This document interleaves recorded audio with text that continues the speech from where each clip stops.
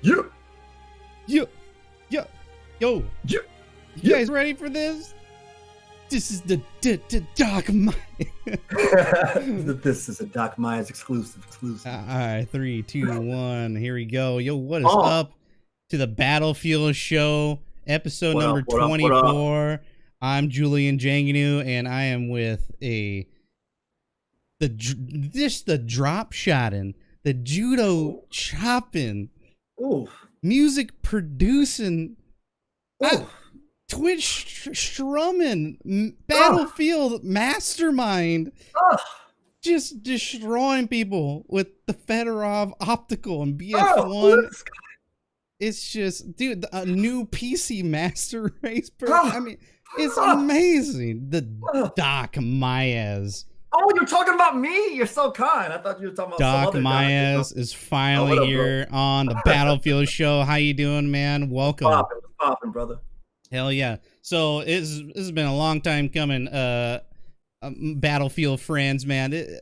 I met DocMiaz about 2 and some change years ago, and I was just streaming for the first time, and I was like, dude, let's just look for a new person to hang out with. And I was like, who's this DocMiaz, right? And we go in there, and he's just like fucking like you said, drop shot and diagnosis. And I was like, it was just me and Azier and like a couple other people that were we like rated you for like 3 or 4 people or whatever at the time.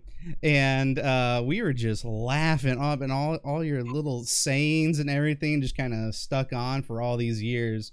So it's finally good to meet you, man. What was that first day like, dude, when we hopped on into your stream, dude? Yo, man, Azier and myself, like, we joke about this all the damn time and shit, because I remember that first raid, man. I'm like, God damn, you guys came in, Rockstar kicked the door open, confetti, bad beers, and this person brought the drinks. I have the perfect clip for you, dude.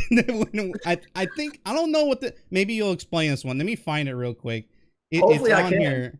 It's on here somewhere. I'm like, these are all like a preview of like what everything's gonna happen here. I got so many good ones. Oh my god. Let's see. Here it is. No. It was this one where you didn't have a camera. You have a camera or anything. I don't think there's any music playing in the background, but this is what it was like back in the olden days. Here, check this out. Then, boom! Julian and the whole fucking crew. Rockstar kicks the fucking door and shit. Rockstar kicks the fucking door in. Flips the fucking table over, wine fucking flies everywhere. Somebody out of fucking left field. What I say? They have a table like in their back pocket. Cargo Flipping shorts. the table. Don't ask me why. Don't ask me. Over. It's for you to visualize. Who brought the table in their back pocket? Pulls out another table. I picture a wooden, like a bench one. Slams that bitch down. It's just fucking kegs of beer and just all types of fucking shit. Confetti, just someone just fucking Azier just comes through with a fucking handful of confetti, just slaps me right in the fucking face with it. Boom! What up, Doc? Like that's how I feel when they come and raid the That's party. how I felt. Oh, I love it, dude. That's how I felt. Got slapped in the face with mad love, man. Dude, and this one I wanted to start off with. We were talking about the Battlefield like player base kind of thing. I was like, man, I was digging around looking for some hot clips here, and I found this one. Like, this is nuts, dude. Like, this is back in the day as well, but it's so much like it is now. It's crazy. Watch this, Doc. Here, you see, watch. Check it out. Gas on the ass, on the ass, on the ass. That's on the ass. It's right here, you idiots. Oh, these dudes are different. These rounds are laying next. Did you see all those? Fucking laying right there next to him. He's laying next to he's tying everyone's shoelaces like in fucking knots. I'm trying to like. What are you doing, dude? I'm trying to like. That's what I gotta deal with. I mean, I was trying to pause there. I couldn't do it for some reason. But yeah, I mean, the dude was like right next to him the whole Julian, time. that's what I'm saying, man. Like, yo, like people ask me all the time, like, hey, like, how can I become a better Battlefield player and this, and this? I'm like, man, they think I'm joking. I'm like, rule number one, monitor or TV, turn that motherfucker on, yo. Turn your TV on for one. Just let's start with the basics. People be laughing. I'm like, no, really, because you play with a bunch of people. Like, I swear, man, it's like their TVs aren't even on. Dude's right next to him, laying down. Dude, sometimes like I bet you there's a good chunk of the population, console population, that just does not play with headphones at all. Like they play muted. They can't possibly play with headphones because like the footsteps in BF1, you could hear them. Like, you know when someone's coming. So and the gunshots, you hear someone get murked. You hear them scream, like they're screaming in agony. I'm like, how do you not turn around, dude? I'm across the map and I'm aware they can't be playing with headphones on. Yeah, I agree. It can't be. It can't be. Yo, hey, thank you guys for stopping by. Thanks for the subscriptions, guys, and the follow the hosts. Goddamn, DocMiaz coming here with 2 people, man. Who's that other person? I don't even know. But show that love. A Lion Point starting off with a great question right away. What do you think of the future of Battlefield is going to be? I think that's a good place to start right there, Doc. Let's just start. A very good place to start. Great question. I don't know. It's completely like my opinion. I don't have one. You never know. I just know not to get my hopes up. And if the game ends up being great, then that's even better. You know what I'm saying? But I don't know. We don't know what the next one will be. We don't know what that's going to feel like. I have no idea. I just hope it's good. If not, oh well, fuck it, you know. Yeah, I'm kind of on board with you as well. But what was your first Battlefield? What was that experience like? My first Battlefield that I actually played was BF4. Like, I didn't get into it with the previous ones because I had this. We had like a little BF3 demo or beta, whatever the hell that was, and I was like, this is supposed to be hot. Like, why are these grenades floating like water balloons? Like, why do they float like this? Why are these sandbags look like some type of color by number paint? Like, I'm like, why do you shoot the water and it doesn't ripple? I'm like, what's up with this game? I'm like, nah. So I came back on BF4. That's when I like started playing Battlefield 4. Dude, what was it like playing this kind of game? It was dope because I came from Call of Duty, you know. Battlefield 4 was interesting because that's when the new Xbox One dropped. So they had Battlefield 4 on Xbox 360. Then they re-released it on the Xbox One X or the Xbox One. Oh, yeah, Xbox One, yeah. Xbox One. It looked completely different. It was like, you know, the Battlefield 4 that we all know now, coming from the 360, which looked like it was Battlefield Simpsons. It looked like the Simpsons, man. Like, that shit was, it looked crazy. So I was like, yo, this is war. You know what I'm saying? This is chaotic. Dude, graphics can do a lot for a game, and that's on the new Frostbite engine. Like, we didn't have that shit back then. And you have the destruction. I'm sure that must have been crazy for you, like shooting a rocket or whatever. What was your what was your go-to? Like, what was the first thing you fell in love with? Like class-wise, I guess. Yeah, like I have a YouTube video where I do a Battlefield 4. Like, there's a couple of Battlefield 4 montages now that I think about it. I think it was called The Small. I think that was the rocket. The Small. I could be wrong. Yeah, I think so. And it wasn't a guided rocket, you know, just a free aim rocket, man. It was a no-fly zone, homie. I fell in love with that. It's a no-fly zone, choppers, whatever. Like, you up out of here. That was my go-to, taking out choppers. Taking out choppers was taking out choppers, man. Dude, everyone's I have a good friend of mine. His name is Blinds Don't Work, and he has an insane amount of clips and highlights of him just shooting down planes, helicopters.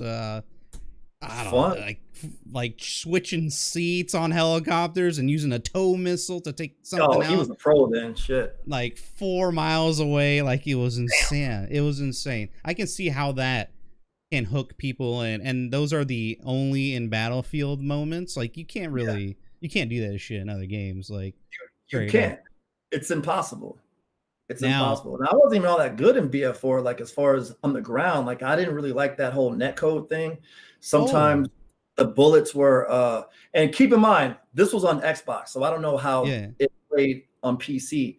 But on Xbox, you'll be in the same server using the same gun against the same people, and it was literally a dice roll whether you killed that person or not. Shooting them in the back, they turn around, murk you. It's like, all right, cool.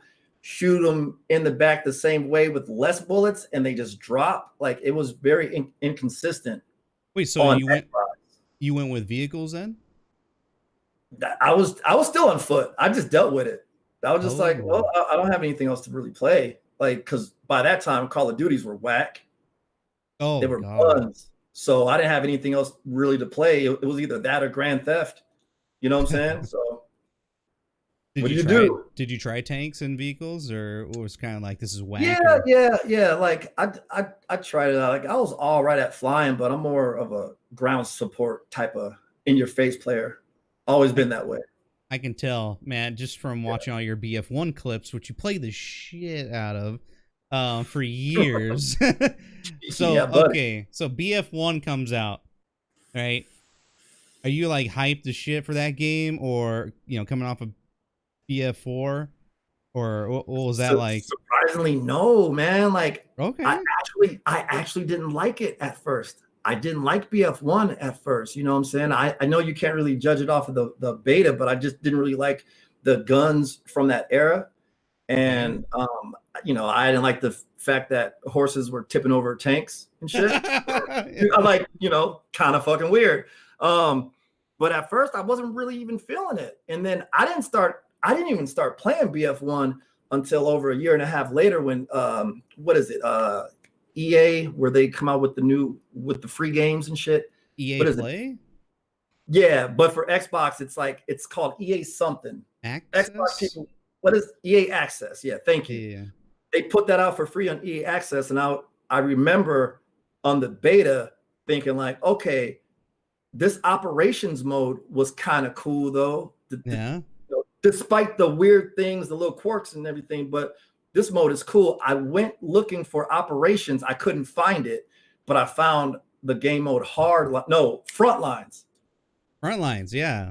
And my very first game of Frontlines in Argonne Forest, I looked at those stats and I'm like, hold up, these dudes is dropping 80s. I know I'm gonna be dropping 100 and better. You know what I'm saying? I'm like, yeah. And I was hooked right from then. Right from that first game, because they fixed so much since then. Yeah. Hooked. Oh yeah, Frontlines was an interesting game mode. A lot of people didn't really take to it. Like personally, I didn't take to it that much. I thought it was kind of like a never-ending grind. Because sometimes the tickets were either too much or too little. I think it was too little at first when it first came out. Like the games went insanely fast. They either last forever or they're over like that. Yeah, and we put all of our feedback to the developers, and they ended up extending that. I think in BF1, the amount of time it would take to take a certain sector or whatnot. But it's all about the story, really. It's all about you grinding through the whole map that you've been playing on forever, and you get to be in certain battles that in Conquest you would only be there for like a second. You would just, that's the gimme flag, but look at all this cool detail. But then there's this other game mode called Frontlines where you got to hold that building now, and it's like a whole new experience and whatnot. But I wanted to talk about is Operations. And Operations is probably one of the greatest things to happen to the Battlefield franchise in a long time. And the way they implemented that in BF1 was just huge. Like it was It was a selling point, pretty much. My favorite game mode. Oh yeah, I can tell. That's all I see you play. That's all I play. Is that? That's it. But now we're in Battlefield 5 times, and we have our thing called Grand Operations. Did you hear about that? Grand Operations? Yeah. I've played that a couple of times. What do you think? Comparison. Yeah. Not so much, man. Not so much. I'm not, like, we weren't sure how they were tallying up these kills for one. It's like, okay, so you're over here busting ass, like killing like 80 dudes and stuff, holding them off the flags. And then by the time the game is over, it shows that you have like maybe like 40 kills or something. We're like, how are they tallying this up? But they don't do it the way that Operations does it in BF1, where it's like, each sector, your kills kind of like roll over. You know what I'm saying? Because it's the same war. But in Grand Operations, what it looks like that they were doing was just separating those kills. I totally forgot about that. That's an interesting thing. Wow, wait, it doesn't do that? I thought it did. No. That's crazy. Well, that could be a huge turnoff for sure. Well, anything else you noticed in the Battlefield 5 Grand Operations that seemed kind of missing, perhaps? Not really. It just I don't know. Like, for me, the whole Battlefield 5 game just kind of it was just too much of a disappointment game wise for me to be like, well, this is what's wrong with this game mode. Like, I couldn't even really focus on what was wrong with the game mode. I couldn't get past the gameplay. I was like, man, even if the game mode, like, we got to handle the issue first with the gameplay or not, and just go back to BF1, which I did. Yeah. Were you confused when you tried out Battlefield 5 Grand Ops and it was like, this is a different game mode? Like, I'm playing different game modes now for an Operations. I was very confused, bro. Yeah. Even now, there's I don't play BF5 much, but there's a game mode now, and I don't think it's Grand Operations. What's the game mode that came, or it didn't come out with Wake Island, but Breakthrough. I don't play Conquest. I don't like Conquest. That's not my thing. You know what I'm saying? If you play Conquest, fine. You know what I'm saying? It's just not, it's not me. So when I would play Breakthrough, that's what I wanted to play. But then it switches to Conquest. Yeah. You know what I'm saying? And I didn't want to play Conquest. So I'm like, I'm out. Right? I'm like, okay, this is exactly what I didn't want, though. So imagine being on Wake Island where there's like 80,000 tanks, which if you're on the ground as a medic, it's probably not your thing, you know what I'm saying? And then on top of it, you're playing a game mode that you didn't sign up for. I'm like, well, enough is enough. You can't call it Grand Ops if now I'm like, wait, what? Oh, here's a better question, Doc. How would you make Battlefield 1 Operations grand? Battlefield 1? It's already grand. You mean Battlefield 5 or BF1? Yeah, so let's say Battlefield 5 is coming out soon, and they have Grand Operations as a selling point, but there's no description to Grand Operations. What would you like? You have any ideas of how you would improve on Operations from Battlefield 1 and put it into Battlefield 5? I'm not talking about gameplay. I'm just talking about game mode. Yeah. Absolutely. You know what I would do? I would there'll be new maps, new guns, new uniforms, and that's it. And everyone would think that it's a new game because the shit's keep fine. it the same. Keep it the same. It's fine. Yeah, like if you have something that works, like go with that. Because I mean, we're gamers, man, easily fooled, more gullible than you think. Give us some new guns, some new, skins or whatever, and some new maps. Make the uniforms different. That's about it. If you want to enhance the physics or the graphics, bonus point. But pretty much like, don't change the whole layout of how it works though. Like and how it feels, because to me, it feels more like a Call of Duty than a Battlefield. In my opinion. You mean like don't reinvent the wheel, pretty much. Reinvent the wheel. If it's broke, don't fix it. All of that. I just wouldn't change anything other than the visuals, other than what you see, to make you think it's new and it's grand. But really, it's the same thing, and it's just new visuals. That's it. That's all you need. Real simple. Real simple. Are you listening? Are you guys learning, chat? Please. From DocMiaz, you guys learning now? You figure it out. Maybe I hope Dice listens to you, man. Because god dang it, like they keep trying to fuck with our like really good game modes right now. And we have Breakthrough. Fine, Breakthrough is pretty much operations from Battlefield 1. Mm-hmm. And but it's not like improved. There's no story. It's just a game mode. It's kind of like a downgrade of what BF1 is. Do you think that as well? Absolutely. Yeah. It's like the game mode is a downgrade, but the whole game itself is just like it's like one of those apps, the paid version and then the light version that doesn't have all of the features. You know, you got the light version, just feels like BF5 light, you know. So the game mode would have been better if they just would have, you know, kind of kept it the same, but just make the visuals different. That's it. Save yourself some money. Yeah. Don't spend all that money on everything else. Just change the visuals up. I mean, dude, they've been doing this. I like that they're ambitious and trying new game modes. They've added a few game modes that I actually kind of like in Battlefield 5, like Outpost. They got to work on some of the maps, but some of the new maps they've had, I don't know. Have you tried Outpost at all, or did you ever get a chance? Yeah, it's a different tower building game mode. Actually, kind of surprised me. But like I like ambition, you know, and they put in front lines for BF1, right?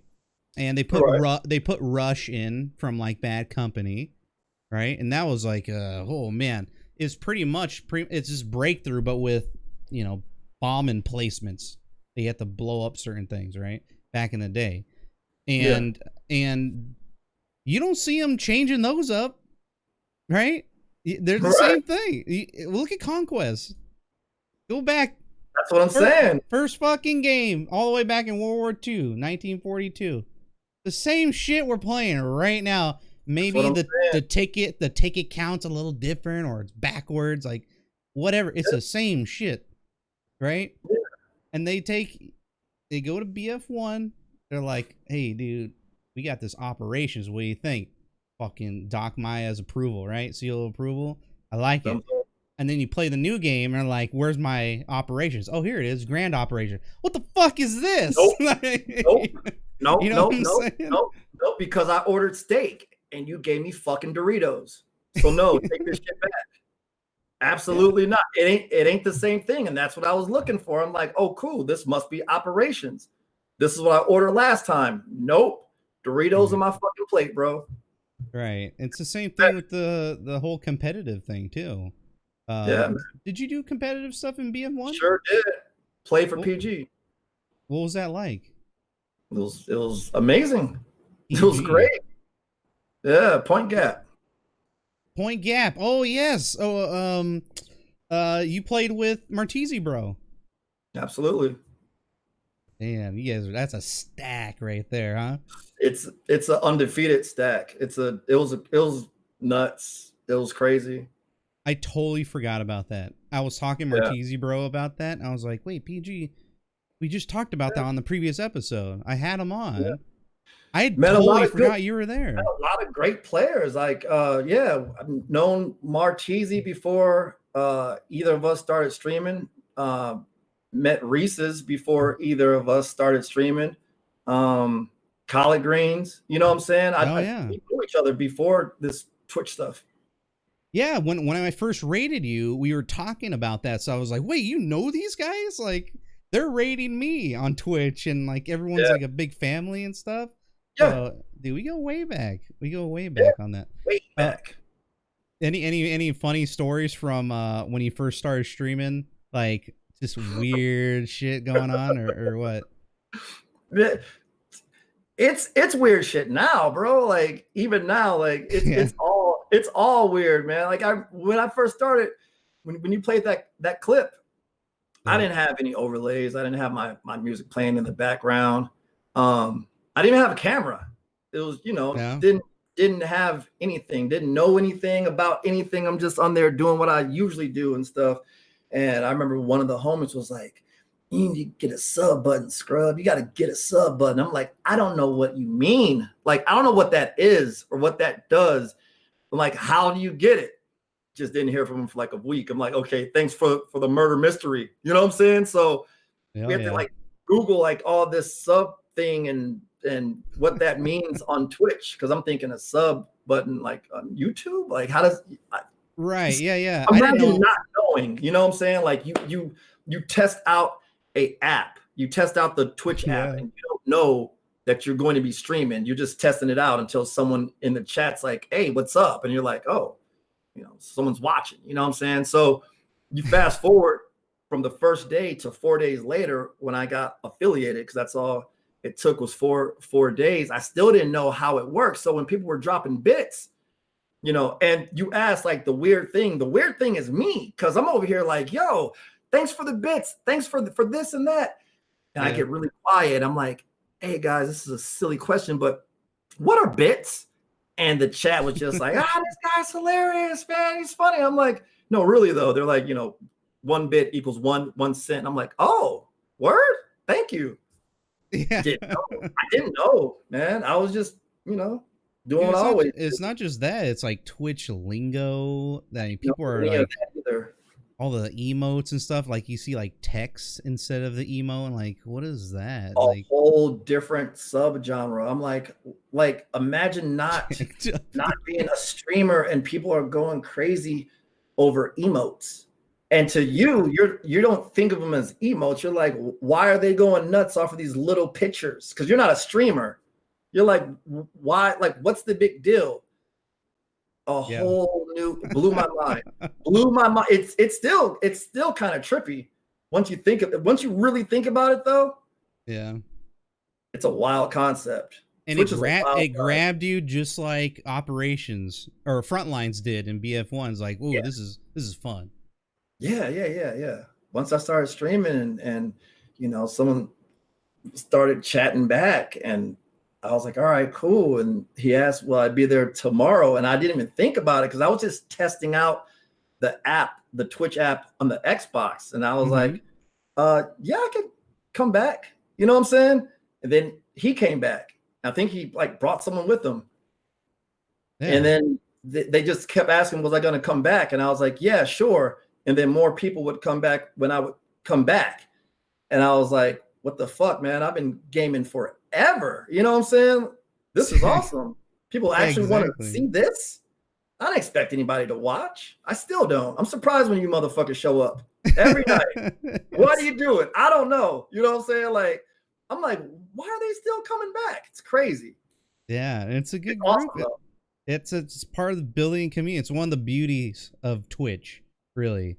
Yeah. It's even though you don't have like 50,000 people watch you, but goddamn it, sometimes it feels like it is. Like even with people chatting and everything. Yeah, it's crazy. What I realized is that it's not about how many people are watching you, it's about who. It's way more important because I've had these guys viewers at one time and you're cool, but then you have like 15 loyal motherfuckers up in there and shit gets wild real quick. So how did you pretty much progress through your streaming career? Like start playing BF1, like we met up with you guys and then you started learning all the Twitch stuff and you added this crazy ass overlay. I was like, I never wanted to mention you, but you had the craziest overlay I've ever seen in my life. It's weird, like man. In your face, like I wanted to stand out, man. It was a weird overlay because it was all fiery and bulky and big and stuff. And people were like, oh, that's too much. And I'm like, this is the way it's going to be for now, because Yeah. I don't have that following, you know what I'm saying? I gotta be like, like, here. I'm not trying to look at what everyone else is doing and be like, oh, well, less is more. Not when you don't have any motherfucking viewership. You know, less is not more. I'm like, boom. So I just started off with the overlays, and then as all of us streamers know, Twitch is a never-ending rabbit hole. Like, once you do one thing, then you have ideas like, okay, now I'm going to add this, and I have to figure out how to add my music into my stream. Yeah. So when did you end up doing that? When did you end up adding your music to your stream? I ended up adding music to my stream when, like, soon after I figured out how to add the overlays, and I'm like, okay, well, you know, I gotta have my music playing in my stream because I listen to music while I'm gaming anyway, and it's like half of my stream, you know what I'm saying? So I added that, and then I was trying to figure out like how to add certain GIFs and stuff. That was the complicated part. I couldn't really figure that out for a long time. I was asking people, and like, you went all out. What the hell I was talking about? Like, they were like, "What do you mean something popping up and doing this?" I'm like, try to YouTube it and Google it. I couldn't really figure it out, but eventually I did. And then the more you add to a stream, the more you also want to like take away and add more things and experiment with it. So it's been amazing though, man. Incredible. Yeah. So incredible. I wanted to talk to you about your producer, right? Music producer, right? I am. And how long have you been doing that for? I've been producing music since like the early 2000s, bro. Yeah. So did you work for like are you self-employed producer, or did you work for somebody at the time? Self-employed. Yeah.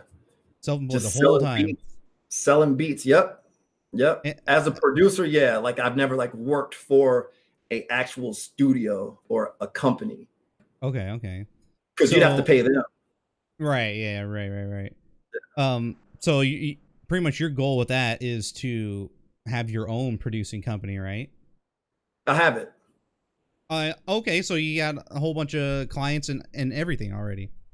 Absolutely. Oh, sick, dude. Yeah. So now that none of that was related to Twitch at the time, right? That came later, where you kind of like got the ideas for that later, or like incorporated my music or your production company into Twitch, or did Twitch just come because of gaming? I had my production company for music way before I even thought about streaming. Yeah. I just didn't know how to, you know, I'm just barely figuring out what bits are. So I didn't really know how to incorporate my music into my stream. I'm like, you know, how do I have my music playing in the background and then have the titles of my songs on the bottom of the stream? Like, how does all of this work? You know what I'm saying? Yeah, like, but gaming got you into streaming, right? Absolutely. Okay. That's pretty much what I was trying to get. I was gaming like way before I started, you know, messing with this stuff. But I've always done music, so I was doing music before that. Well, actually, I don't know. I've been gaming forever. Now that I think about it, I've been gaming forever. But music's been there since day one, though. So from the beginning, even when I had no camera, no overlays, when you and Azir Rockstar kicked the door in with bits that I didn't know what the hell were, confetti. I wanted to incorporate my music then, but I didn't know how. And at the time, I didn't even have the stuff to do it because I was just streaming off of my Xbox, the Twitch app. I didn't have a streaming PC or didn't know how to like set all that stuff up or didn't know what programs to use. I didn't know. What was it like getting that? What was it like getting that first PC? And I mean, you had a pre-built one, then you built one, yeah? Yeah, like I had my music studio PC. I didn't have the software. I didn't know what the software was at the time. Like, the whole setup at first was just confusing as far as that. So eventually I got all the software together and got my studio PC and converted that into a studio/streaming PC. Mhm. And then as I started streaming, you know, people were like, "Hey, you should stream on PC. You should do this." And I was like, "Yo, I don't think I'll be able to get away with that on this computer." You know what I'm saying? Right, And right. they're just like, "Oh, well, no problem. Just put up a donation goal." I was like, "A donation what?" Because I didn't. I'm like, what does this mean?" They're like, "Yeah. Just pick out whatever parts you want and put it up as a goal." Like it sounds simple. Like Yeah. we've been streaming for a while now, but at the time, it's like, all right, how do I do that? So I YouTube this, like, okay, how do I do this? And I'm like, this ain't gonna work. Like, who the fuck is gonna, like, who's gonna do that? He's gonna give you money. Little did I know. Yeah. Yeah. Much love to you guys, man. The gaming PC is awesome. Amazing. I appreciate you. So how did you build it? Since you never done it before. How did I build it? Get some help? Nah, man. I just watched the tutorials of how to do it. Like I've been tinkering with PCs, Nice. like you know, for God knows how long because of the music stuff. You have to change out parts and everything. You have to do maintenance and stuff. But I haven't built one from scratch at that point. Just, you know, watch a video and I was like, oh yeah, it's simple. And after that, just, you know, got all the parts and just built it. And it's sweet. Sweet. Fuck It's a yeah, sweet dude. machine, bro.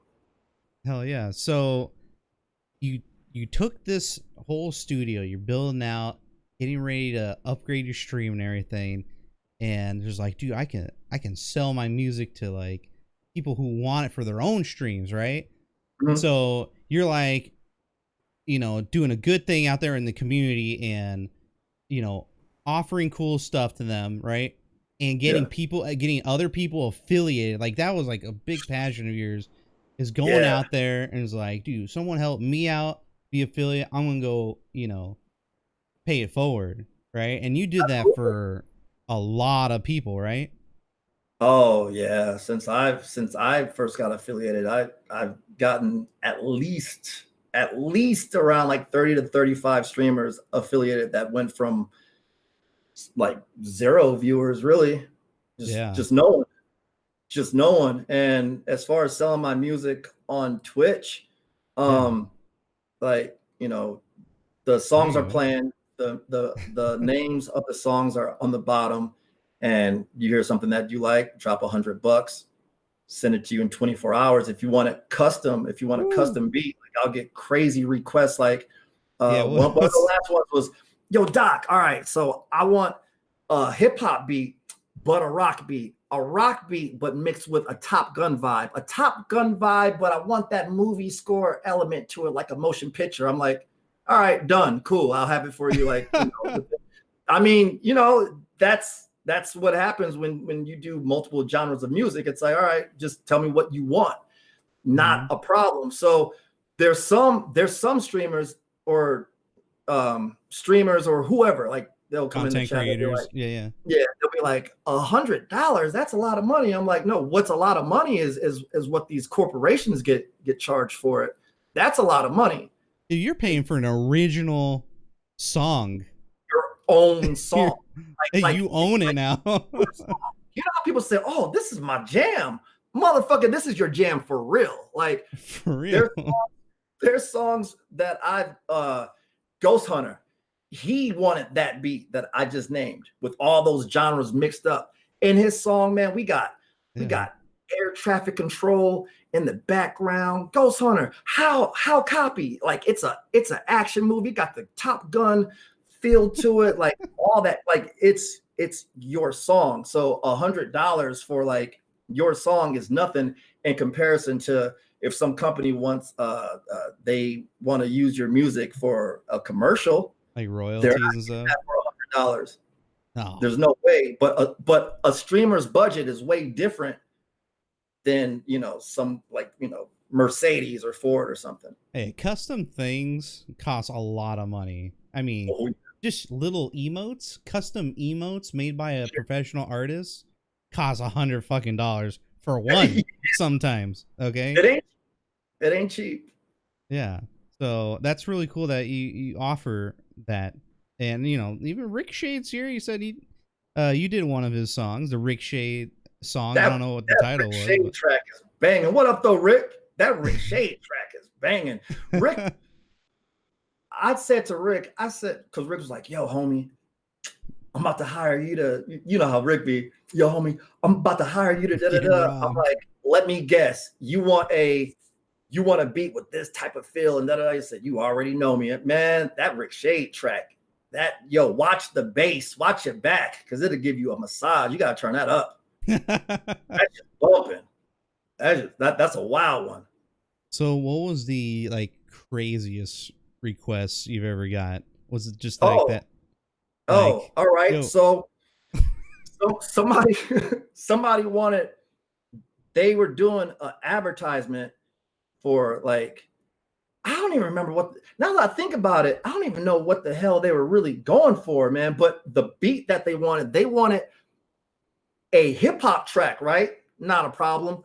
But they wanted a circus tune, like a banging carnival tune. Like, think like, you know, yeah. Like, I don't use any loops or samples, so they wanted an original. So I'm like, damn, I gotta make up a fucking circus melody, dude. Like, what is this? Like, they wanted like it to sound like a real, like a weird carnival / circus, like some real weird shit going on. Man, nailed it, killed it. It's one of the strangest tracks you'll ever hear, man. You have all kind of roosters in the background and carnival noises and cartoon noises where people are like running fast and the little childish thing. Like, it's one of the craziest tracks, man. And now, till this day, I don't remember what they were using it for, but that's their personal business.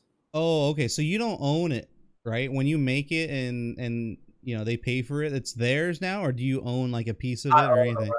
I own the rights. I own the publishing, just like any other rapper. Like, if you hear someone say, "Oh yeah, that's your favorite rapper's beat," like insert whoever's name. Oh, that's the so and so's beat. Nah, so and so is rapping over that beat. He doesn't own the rights to it. Like, you don't own the rights to the beat. Oh, like okay. you own the right to use it and to perform it. Oh, so we could we hear that? Could we hear that song? Or is that copyrighted or whatever? Yeah, because I own the copyrights, so you'll be able to hear it. Like, all of my music that plays in the VOD, it's not muted.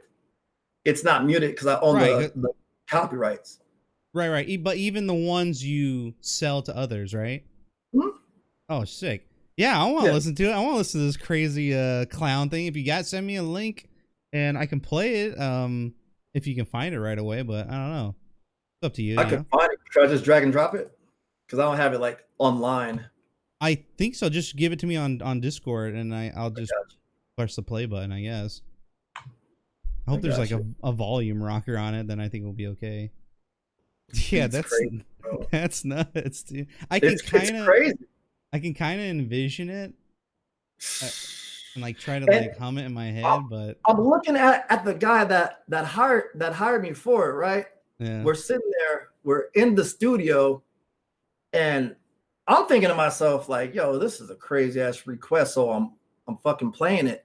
Right. And once you hear the beat, like, what I'm saying will just be hilarious. Dude is just like rocking to the beat, just giving me this like look, like this weird ass look. And I'm like, because the beat's weird. And the dude's just doing this. And I'm like, dude, like, do you like it? Or do we got to fight? Right. You know, like, I'm like, yo, where are we going with this? Like, he's like, yo, you fucking killed it. I'm like, shit, thank God. You know what I'm saying? I'm like, I don't know what the hell was going on. Like, he was feeling it though. Weird request. Customer's always right. The customer's always right. I'm like, man, you got it. Let me get the fuck up out of here real quick. You know what I'm saying? It's, once you hear it though, you'll be like, okay, that was an awkward moment as far as playing the beat for the client. Play it Thank God. I think. Can you play it on your end and like we can hear it through the microphone or no? You can just send it, right? I'm gonna try to send it to you first. Then if not, I'll All right. yeah, I'll see if I can just play it and stuff. All right. But yeah, that was that. Oh, here it is. God dang it. Yeah. Yeah, they want to hear it, yeah. Yeah. A lot of the homies that come by the stream, file's too big. If I were to play it, would you guys be able to hear it? I doubt it though. I seriously If we could doubt hear it through your mic, then yeah. Or you can Nah, change your. It would have to play like through the entire studio, and I got the headphones in, so yeah. Oh, but shit. it's called three rings. So if you guys stop by the stream, everyone always requests songs of mine, like, hey, can you play this one? Can you play this one? 3 rings. Just think of a 3-ring circus. And yeah, that was one of the weirdest experiences when it came to what a client wanted, and then the client himself was just odd as hell, just odd. But yeah, but like, dude actually ended up paying double, which was like odd too. Like no one ever pays extra for the beat. Right. Yeah, they want it. Mike and them. They want it in your Discord, so they can listen to it later and whatnot. I tried to drag it and drop it in yours and stuff, so I couldn't drag it and drop it in yours. I won't be able to drag it and drop it in mine. I'll upload it to SoundCloud. I'll upload it to SoundCloud and put it up in the Discord. So as you're streaming and whatnot, learning all these things, then you get some people coming in, right? Yeah. What do you have any like weird like live Twitch stories? Like, man, someone dropped by and asked me this crazy ass question. Like, do you have any of those kind of stories? Yeah, man. This one dude, like, I'm pretty sure. Well, I was pretty sure that the guy was trying to get me banned. At the time, I didn't know. Yeah, this is you thought that 3 rings was something, man. Get your popcorn for this shit. I wasn't sure of like all of the Twitch rules and TOS at the time, but something told me that a dude asking you to show your feet probably wasn't a good idea, which I didn't. And I'm like, certain comments, you're just like, nah, bro, I'm not gonna show my feet. And then like it got really weird because like dude's like, oh, come on, bro, please. And I'm like, like what type of shit you working with, homie? Like, what is this? And I'm thinking that it's gonna just like pass, you know what I'm saying? So I'm playing operations. I'm on like my 3rd operation game since he asked. Not the 3rd sector within a operations game, the 3rd operations game. That's like an hour and a half later. Dude still in the chat with like 85 E's in the word please. Like, come on, bro, please just show me your feet. Da, da, da. I'm like thinking to myself, like, all right, so dude's probably trying to get me banned or some shit. I'm like, no, hell no, man. Like, fuck out of here with all that weirdo shit. You know what I'm saying? So the guy leaves, and I'm like, all right, cool. I'm thinking that he's done. And keep in mind, I forgot to add this part, but he like offered to pay money. Oh, I'll donate this much. I was like, I don't give a fuck how much you donate, man. You weird as hell, homie. Not gonna happen. He fucking dips, right?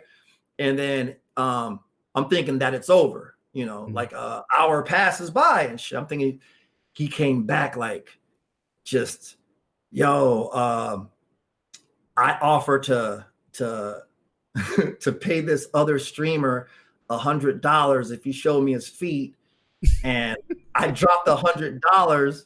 I dropped $100, and right after I did, he banned me. I was like thinking that the dude was just making up shit, but he put the link in the chat. Like the dude clipped it. The dude clipped the donation, and then just like clipped like where the streamer was talking about him. Like, yo, that's a weirdo. Thanks for the money though. Yeah, dude got he was serious. There's a whole website about people want to see other people's feet, that foot fetish stuff, and people pay money to do it, and then they want like Twitch streamers to do it. It happens to so many Twitch streamers, and it's kind of just like a meme at this point. Trying to drop 100 kills on Battlefield, crack some jokes, and play some music, man. Like, that's so extra, homie. Like why? Why, why my channel? You know what I'm saying? Like, what gives you the indication that I'm gonna be the dude to show you my motherfucking feet? It's like, man, going over to some ASMR or some shit, man. Like, go over there with that. Ask them. They might be down for it, man. I'm over here yelling out, get drop shot at Dick Nose and playing my little game and stuff, man. This dude's over here with some extra sweet feet fetish type of thing. It's like, man, go beat your weak ass meat to somebody else, homie. Like, this ain't happening over here, man. Not here. No one's ever asked me. No one's ever asked me to see my feet. Thank God. Get them out. Don't start it, Mike. Yo, Mike, ask the homie Julian, man. Next stream, homie. Get him out. You're gonna mess around and have a feet emote stuff, man. Spam those feet in the chat for Julian Jenga New, ladies and gentlemen. You know what I'm saying? Shit. All right, dude. I got a clip here for you. What you got? This one's a little joke. You in the comedy, man. Here, check this out. Yep, I have to call it an early stream, man. Feeling sick. Yep. We have secured Feeling sick. the sector. I don't know what got you into this.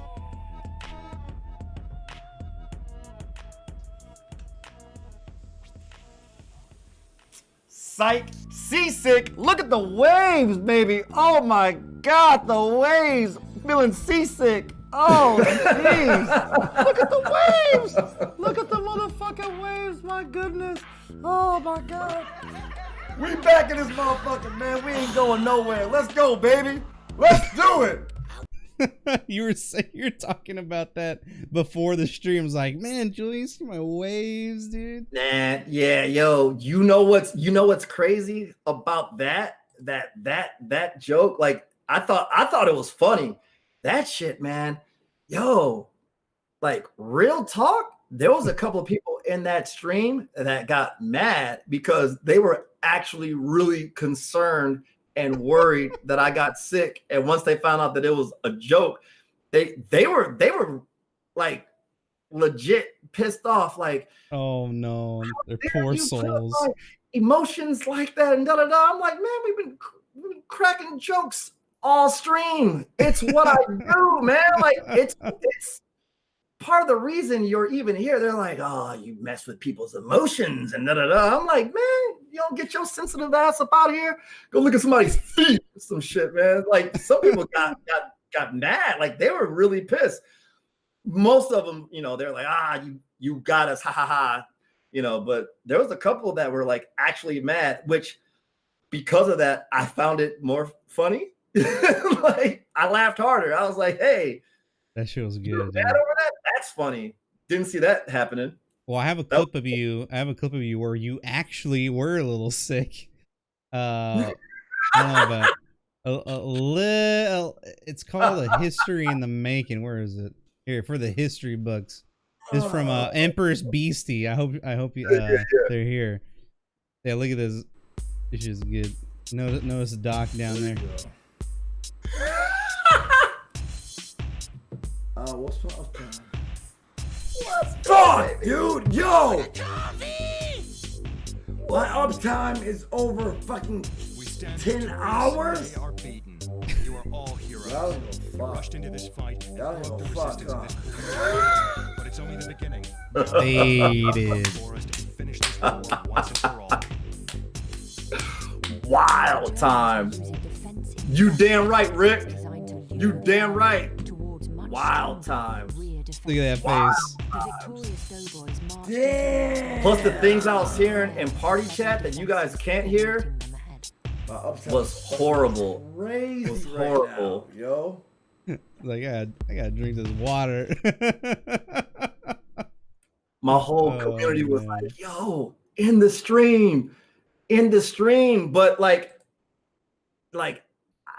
I couldn't even see the chat, dude. No, I couldn't- you gotta be careful. And God bless my wife, man. She came over. I just remember a finger just going like this. It's over. Like, I just remember this, and I was out. So from that, thank God, I now know my limit.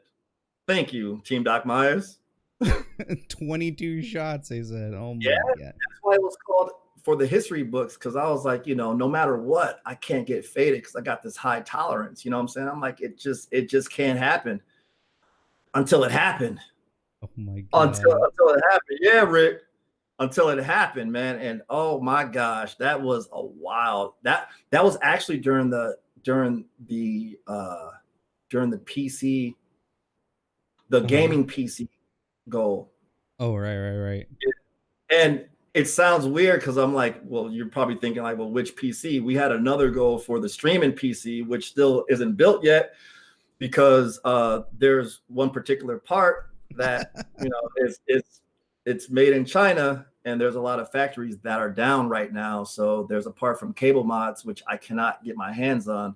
Oh man. Factory, so I've been waiting since November to build that new streaming PC, which kind of matches the gaming PC. Right. Sad. I have another clip. This of you like singing, freestyling back in early 2019. Here Doctor 66, freestyling on Twitch. I don't give a shit. I don't give a fuck less. Couldn't touch this. Bustin' freestyle. Yeah, I know, it's Xbox. But anyways, though, pass the mic over to Empress. She said, not me. I'm over here like, where the fuck is Choppin? Don't get wrecked, I'm with the homie Tex. Breath don't stink, I'm with Tank. Up in here with the comedy, freestyle. Wow, the better off go blow. Laughing up in the background. Not background, but background. Growl is where the fucking tiger goes. Growl or roar coming through the door. What the fuck, you hungry? You eating s'mores? You want some more? I'll kick through the motherfucking door as I murk. Look at the assault player on B. Yo, I listen to Slayer on me. That's real talk. I like a bunch of shit. Outline your body with chalk. That's oh my god. This dude's silly. Yeah, and it kept going, dude. Okay, I want to know. This is one thing I want to know. Why the Fedorov optical for BF1? Why that gun? Why that gun, right? Yeah, another wild one.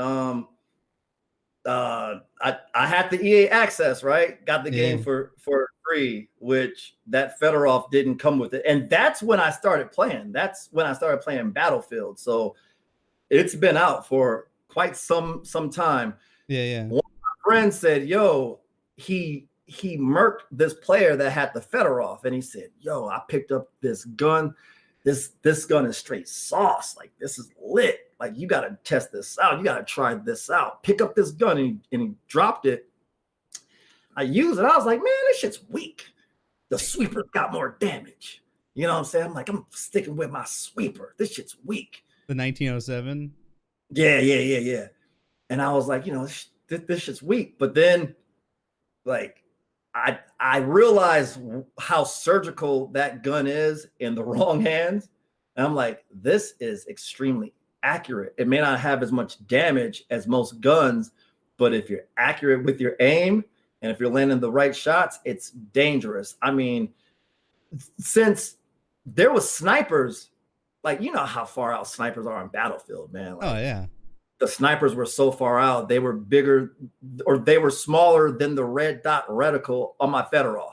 Like, that's how far out they were. And I was just popping them, just getting two tapped with the Fedorov. And I'm like, oh man, this is a multi-purpose weapon right here. Once I started doing that and realized that, okay, so this is crazy up close and crazy from range. If you can control the recoil, it was on and popping. And there was some people that were just like, oh, don't use that gun. It has too much recoil. I'm like, no, you don't use that gun. I can control it. It's just surgical. I was telling you too. I was like, dude, Fedorov though is not that great. I mean, I kind of like the factory a little better because it's more accurate. But I'm on PC. We got way crazier recoil than you guys have, and I don't know what it was like. It's been so long since I played Battlefield 1, but like with the whole like quick scoping, I see you do that quite a bit. Like, like it was left toggle, or what was that? What's the button you guys use on the controller? Like zoom in real quick, you know? Left trigger. Left trigger. That's it. Yeah. And Yeah. why do you think that? Why do you do that anyway? It's like Does that what help it you to does- aim or something? Yeah. Someone else had asked me that recently too. So I've also Yeah. played one on PC, and same results. You know what I'm saying? They get murked with the controllers, same as Xbox, but the left trigger, like auto aim off for one, because auto aim will destroy your shot. It will destroy it.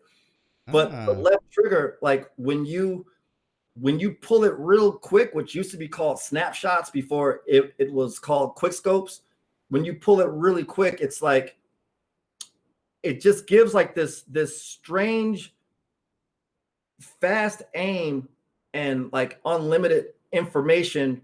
And if you time it right, you can pop them and get the fuck up out of there, because you know that there's 3 other guys to your right. So there's certain times where I'm in a shootout and you'll see me just like not the traditional quick scope, but it's just zooming in and out like really fast, and it's just like recalibrating. Okay, does this have anything to do with snap aim in like the new feature that is in BF5 or I guess it was in BF1? Nah, snapshot, that was what quick scopes were called back in Call of Duty 2. Like it's not a feature to where I just want to see if we're on the same base here. It's not a feature. When you left trigger in, you're not snapping to the guy's body like an aimbot, right? But you've heard of that though, right? That's auto aim. The auto. Oh, it's not aim assist, right? We're not talking about aim assist, right? That's off. All that shit's off. Okay. So that's the destroyer shot. Okay, so you're not doing because of the snap aim feature, right? Okay, I got you. Yeah. No, well, it's just kind of like it just repositions your shots. Like it's kind of like if you're resetting. If you want to go for like, you know, a couple of hooks to the chin and then a couple of body blows and stuff, it just kind of repositions where you want to hit them. And it tears them up. It breaks them down quick. And I'll be in party chat and playing and stuff, and people are just mad. Like, what the fuck happened? How did I die so fast? Landing shots. Quick. Okay, it has nothing to do with, you say you turned off aim assist, right? All that's off.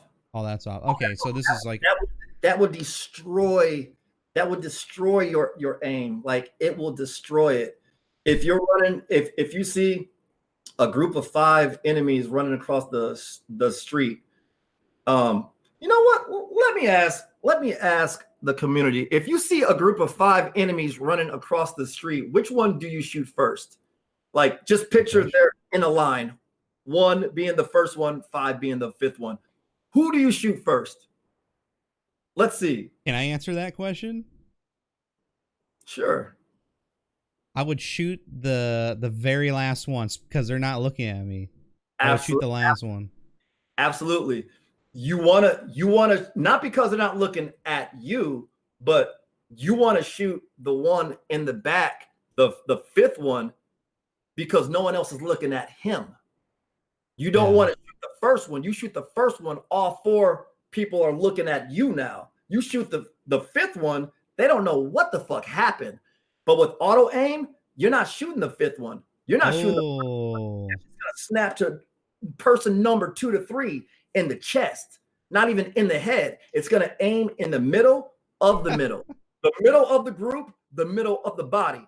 Turn that shit off. So motherfuckers be like, oh, he's only marking people on PC because his controller has auto aim. Dick knows that shit's off. That is off for a reason. Turn it off. Turn it off because it's going to snap in the middle, right in the middle of whoever, and everyone's going to turn around and they're going to fuck you up. That's why you get fucked up. People that's just aim assist. That's just aim assist, right? Yeah. Okay, so a lot of console players are fucking livid over this snap aim feature, to where if you're aiming down sights close enough to an enemy, you will snap right into their midsection, kind of like an aimbot. That's what's going on now? That's what's going on now. Battlefield 5? Yeah. That's horrible. That's horrible, bro. That's not a good feature. They added that to the game? They added it without telling anybody, and then they said they were sorry. And Hold then, on, but kept it the same. Huh? So they can't take that, like the gamer can't remove that feature in the settings? They can turn it off. They need to turn that shit off. And just, if you want it on, then leave it on. But if not, turn it off. Like, that's a horrible feature. That's it may help some. It may help, like lesser skilled players to hit people, but it's gonna hinder skilled players though. It's gonna set you back. Why are people bitching about that if they could just turn it off though? Well, because some people, keep it on because they think it's, it helps me. Yeah, like, all right, what Mike said. Oh, wait, get a kill. so the people that are complaining, are they the ones that are getting murked by the people using it? Probably, dude. You see what I'm saying? That's funny. Oh, good old BF5. Always some surprises, huh? Always, dude. And they keep trying to say that this is not for like, new players or whatever. Then we have the whole TTK thing, right? They think lowering, which we'll get into here. I know you have a theory on this. The TTK issue that we had in Battlefield 5 early on, it was set around Christmas where a lot of new people would come in to play the game. And the TTK is a lot slower. That means you have a better chance of living, and there's less churn. They call it in the corporation, I guess they call it. So, what do you think about? Do you think that TTK change or this aim snap? Do you think it's for the Christmas noobs? Because EA is saying that's not the case. Okay, so this whole aim snapping thing that I'm hearing about, that's a whole different subject apart from TTK. I don't know what the hell that's about. I don't know what that's about. But the TTK, like my thing is that it really doesn't even exist. Like there's no such thing as time to kill.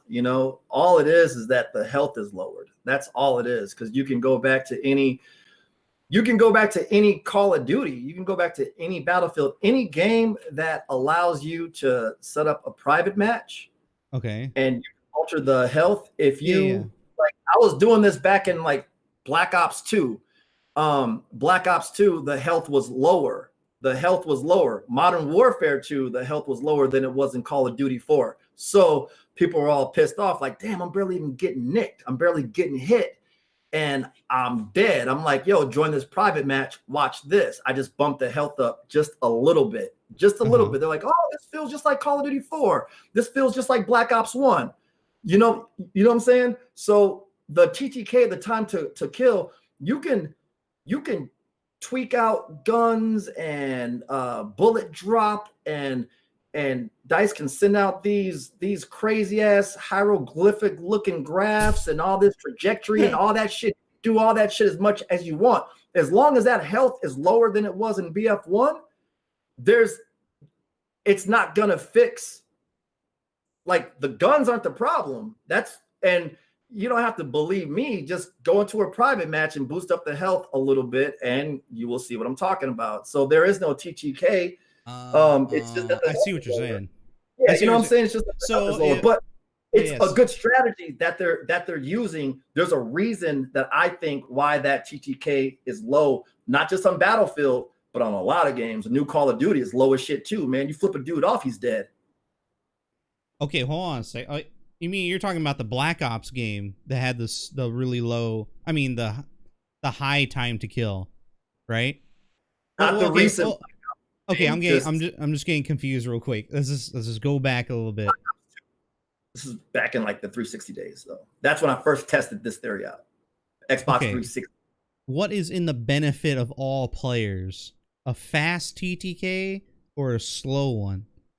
Yeah, see, and that's the thing. I can't speak for all players. I can speak for aggressive players. Well, let's like say you're myself. selling the game. Like this is your game.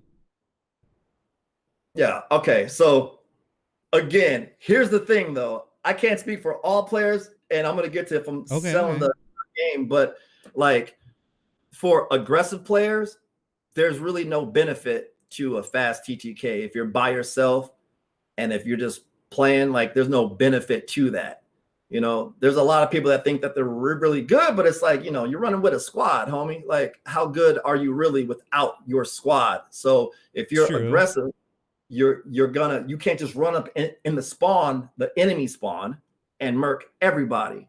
So that would be bad for a fast TTK. You mean like you can drop shot someone real quick with a little amount of bullets?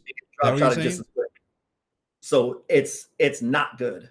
Like for an aggressive player, the faster you die, that's not good for an aggressive player. So the fast TTK, not good for an aggressive player, but it's good for a more passive player or more campier players or aggressive players that actually have a squad. If you're not by yourself, fast TTKs, slow TTKs, low health, high health, it doesn't matter. If you're with a squad, you're going to get picked up and it's fucking cool. What about hard? Are you comparing this to like fast TTK and hardcore? Same thing, right? Same thing.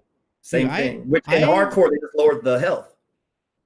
Well, yeah, I mean, that's a little different. I kind of never thought of it that way. Really? It's just the health is instead lower, of like changing all the bullet to kill and rebalancing all the weapons, all they had to do was increase the health, right? And that's pretty much what Black Ops 4 did. The newest Black Ops, they had a tier system of health. And do you like that better? Yeah, that would be cool because it gives slower. People, yeah, like it gives people options. Like if you want to play hardcore, like if you like that type of stuff, yeah, like if you like that type of stuff, then you know you'll play that game mode. If you want to play, like we used to call it core, which is just regular, yeah, then you have that. But they'll have like they used to have in Call of Duty the same game modes. Like you could, example, let's say that there's operations, right? Okay. We're playing operations. You can either play operations, it's the same operations, but it's hardcore, faster TTK, or you get an operations where it's core. It's just regular TTK that feels like a BF1 and stuff. And they should have it like that because other games had it like that and it worked because there's different players. There's different type of players and different not everybody likes the same thing. Some people like that. They love it, and that's fine. That's awesome. But others don't, who are aggressive and they're not running with a squad, and they're really trying to cap these flags. And then you got a bunch of people behind the flag watching them day in, day out, running for the flag because they know if they run out there, they're going to get murked because the TTK or the health is so low. So they should have different, like a hardcore, a core, same game modes. That would be a good idea. They've been doing that for decades, like in so many different games. Yeah, it's not even a new concept, but because the way Battlefield 5 is right now, there's no options. So instead, they're fucking with the TTK every year, and that would make everyone mad because that affects everyone, right? I don't even play that game, but I feel sorry for the people that play it because what it does is if you have like your go-to guns and they keep messing with the guns and not the health, it's messing with you directly because you love this gun. I can't tell you how many times people come into my stream like, yo, this gun is shit now. I'm like, but you love this gun. What happened? Update. I'm like, why'd I even ask? Why did I even ask? It's like, stop messing with people's guns. Just fix the core problem or give them options if they want to play hardcore or core, fast TTK, regular, however you want to put it. Give the people the options instead of tinkering with some shit that's just making people mad, man. It's bad when you see tweets and gamers are like, oh, guys, I'm going to take a break from BF5 for mental health reasons. What? That's fucked up, man. Like, I don't get on to be stressed out. Like, when I'm on, that's why I'm always joking. I'm always having fun laughing because I'm having fun. Whenever the game becomes stressful for you in here or in here, yo, you gotta draw the line somewhere, you know? Yeah. I don't even complain about the game. It's like a food that you know that you don't like, you know not to order it again. Oh, yeah. Like, I've had this. I know that I don't like it. I don't hate it. I don't have anything against it. It's just not what I like to eat. It's a bad practice, especially after a release of a game. All this stuff should be before release of a game, because you gotta pick one direction. You can't just keep changing the product for people every once in a while, you know. Bro. Yeah, but I got more opinions on that, but I just want to first thank everybody for coming on in. The Kaiser von Grauer, thanks for the raid. Welcome all new people to the channel. My name is Julian Janganu. I'm the host of the Battlefield show here on Twitch, the only Battlefield talk show. I have it every Saturday with a brand new guest every week. Today I brought on DocMiaz. We met back in the day in Battlefield 1, and he's still playing that game for a long time. So we're just talking about Battlefield and stuff. So guys, welcome. Thank you for the follows and the subs and the raids. I appreciate you guys. Hello to everyone coming on in. Okay.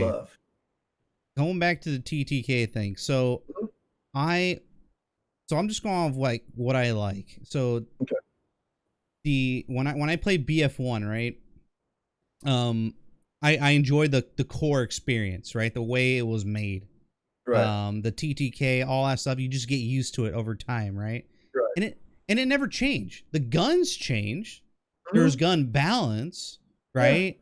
Yeah. There's recoil effects, there's ammo counts, there's rate of fire, there's horizontal, vertical, all that stuff changes over time. That's great. That makes it fresh all the time. I love that, right? The TTK never changed in BF1, as far as I understand. I don't think it did. It did not. And that was great. And then we had the rental server programs, which came out about 3 to 5 months later. And there you have your hardcore settings and your hardcore servers, right? There's hardcore whatever, conquest or whatever. I personally never liked hardcore. I don't like that, snipers, right, can shoot you from a million miles away in one shot and you're dead. No idea where they are. I never liked that. And automatic weapons as well. You just have one hit, you're dead. I never liked the experience. I haven't either. That's why, some of my friends like, hey, you should play Rainbow Six Siege. I was like, okay. So I played it, got dome shotted once, dead. And I was like, I don't know. I just died. I'm sorry. I was holding a corner and I died. 15 minutes playing that game. I mean, boring, dude. Yeah, I got like, okay, I died in the first few minutes. I wanted to be aggressive, but I guess I was playing stupid. And I died instantly because it's one shot and you're dead. I always made fun of my friends who were older, a lot older than me. Grandpas, pretty much. Boomers, pretty much. Yeah. And I always thought every time, maybe it was just with the people I was playing with, I don't know. But I had this theory is like, man, hardcore's for boomers, dude. Like, they like that one shot hardcore experience to where, I feel more satisfied doing this. I always made fun of them because of that. And then every single time I was like, hey, do you like hardcore? He was like, fucking love hardcore. I play it all the time. Naz, how old are you? I was like, I'm 60. I was like, God dang, dude, I'm telling you, hardcore's for grandpas. That's wild. I never liked that game mode. Even before I started playing Battlefield, I never liked it. Like Call of Duty would have search and destroy. Never played it. In fact, I fell asleep in a search and destroy games. It was so damn boring. and I fell asleep and I woke up shooting the damn wall. That woke me up, and I was like, I gotta turn this shit off, man. But yeah, hardcore like that fast TTK, what it does is people think that you have to have skill to play it, but you don't. Like you said, the snipers, that's the least of the problems when you have a fast TTK, man. The real problems are, you know, if you're trying to win, and if you're going to be Oscar Mike, you know what I'm saying? Like, you're going to be on the move and you're trying to win. They know you're coming, dude. All they got to do is just lay down in a fucking corner and just cap you. It's all They're just going to lay down in a corner somewhere and cap you. Like, there's not enough movement when the TTK is high. There's not as much movement because they know that if you run out there, you're going to get slapped up. So you like it slows down the gameplay. And to me, you know, realism, to me, realism is not fun. Like, I don't want to recreate fucking Normandy and get one tapped. There's tactical games for that reason, bro. You feel like if you want a tactical shooter, because there's people that would argue this fact, and they will say, but it's more of a tactical shooter. No, it's not. The health is just fucking low. It's not a tactical shooter. It wasn't intended to. It was intended to be a run and gun shooter. But anything's a tactical shooter when if someone throws a penny at your forehead, you fucking die. Yeah, it becomes tactical because you have to use different tactics to avoid that. So no, it's not that enjoyable if you're an aggressive player. But if you're already a camper, you're not going to see the difference because you camp anyway. You know what I'm saying? Like, do you agree with me that Battlefield is never a tactical shooter? It was never a tactical shooter, and it was never intended to be. It was always a run and gun, action-packed. That's obvious. I don't know why, but people will argue. But they'll argue and say that it's a tactical shooter. But then they'll argue and defend. They'll defend whatever they do, and they'll justify it. Like, I'm like, yo, do you have stock in the company or something? Like, what's making you say this or feel this way? Like when do you? Like, have you ever felt something wasn't right? Or no matter what, it's that's by design. It's like, so they slapped you in the fucking face. That was by design. Like, they'll argue anything though. Like, they'll say it's a tactical shooter. That's why. No, it's not. That's why I don't agree. That's why I don't agree with hardcore. But I also don't agree with changing the TTK while the game is out. You know, don't get those confused here. You're messing. They're not even. They're not addressing the problem. Like, the problem is really the health. You're messing with people's guns, and they've gotten used to how the health is. So they're basing, you know, what's going to happen when they pull the trigger off of that. But you keep on putting out these updates. It's horrible. Now they have to readjust or just switch guns completely.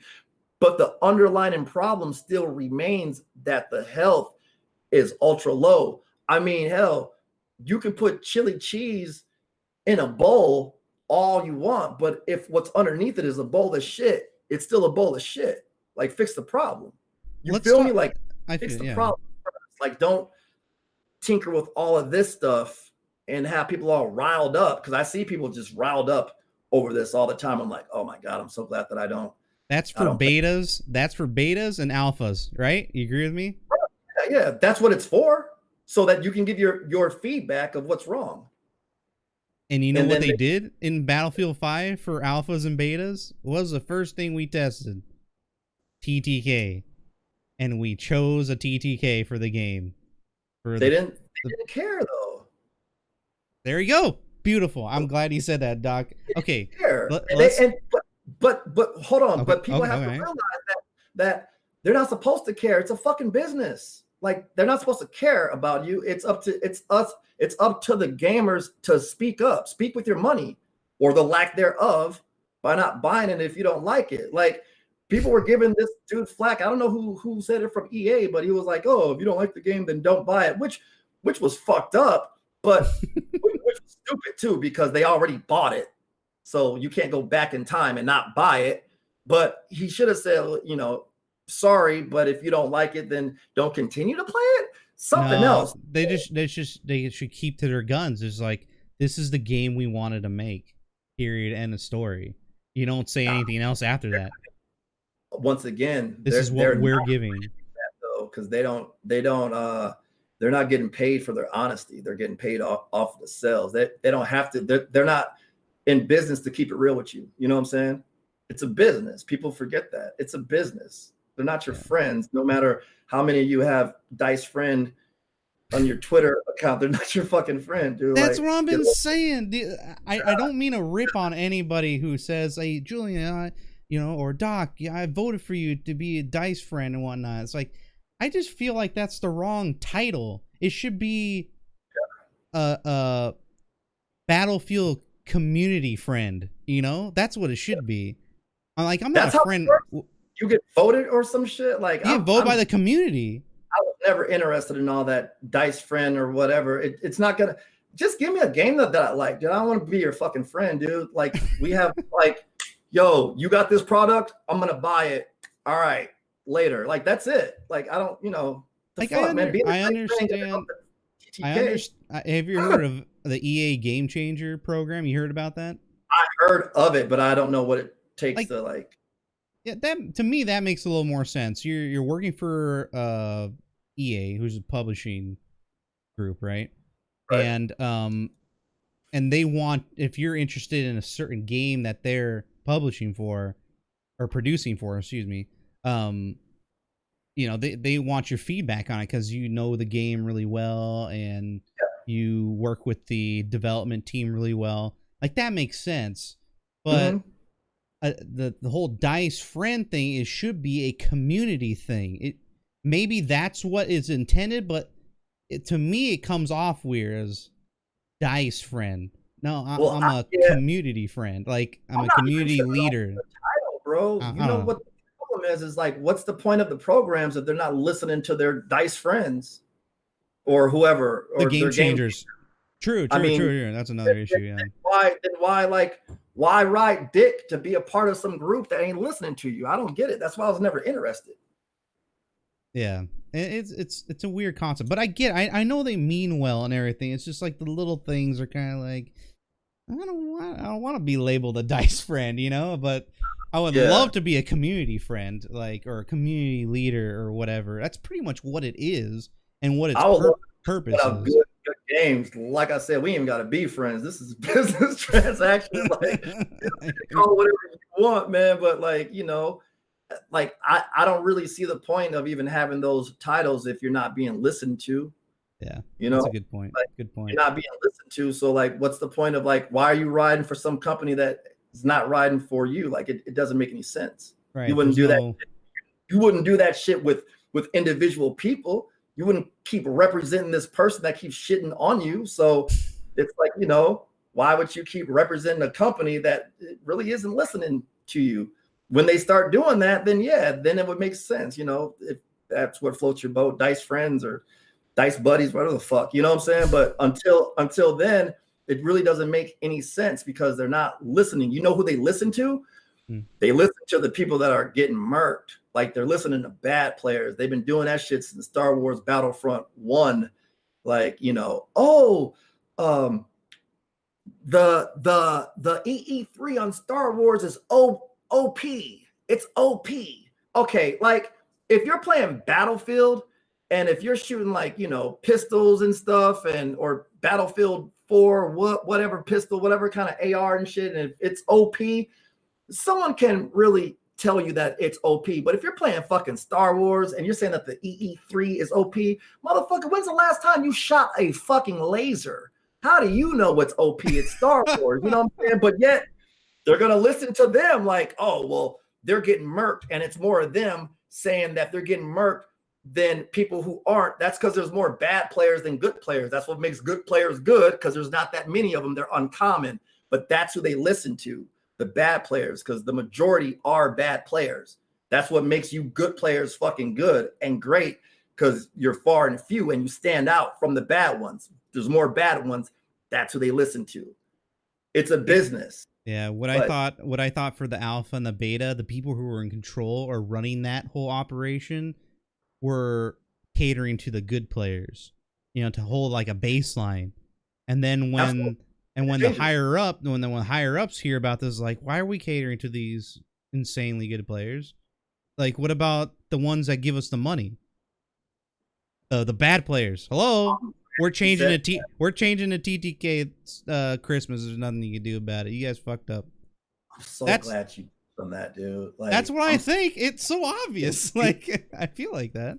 Switch, but no one sees it because look, you have to keep your loyal players coming back, right? Yeah. So the TTK or the health, whatever you like to call it, let's not get technical people out there. You know what I'm saying? Whatever you want to call it, you want to keep them coming back. This is a game that you used to love. So you have them coming back. But how do we bring in these newbies, these Christmas noobs, man? You know what I'm saying? Oh, well, let's do this. Now it's not even the game that you bought in the first place. And the timing of some of these updates, I mean, you have to look at the timing of what else is going on. You got Christmas, you have other major release dates of other games. It's a business. Like, it's not rocket science when and why these updates, man. Don't even get me started, man. I don't play the game. I'm here to help you guys out and, make you guys think of why this is happening. I don't fuck with it, but it's a business. You got to keep in mind, like, look at what's going on around when it's going on and stuff. But Julian, I'm glad that you pointed that out, because the beta and stuff, it's not what you get, and the beta might feel great for the most part as far as the bullets and what happens after you shoot one. That may feel great during the beta, but that's not going to be the game that you end up with later on. Right.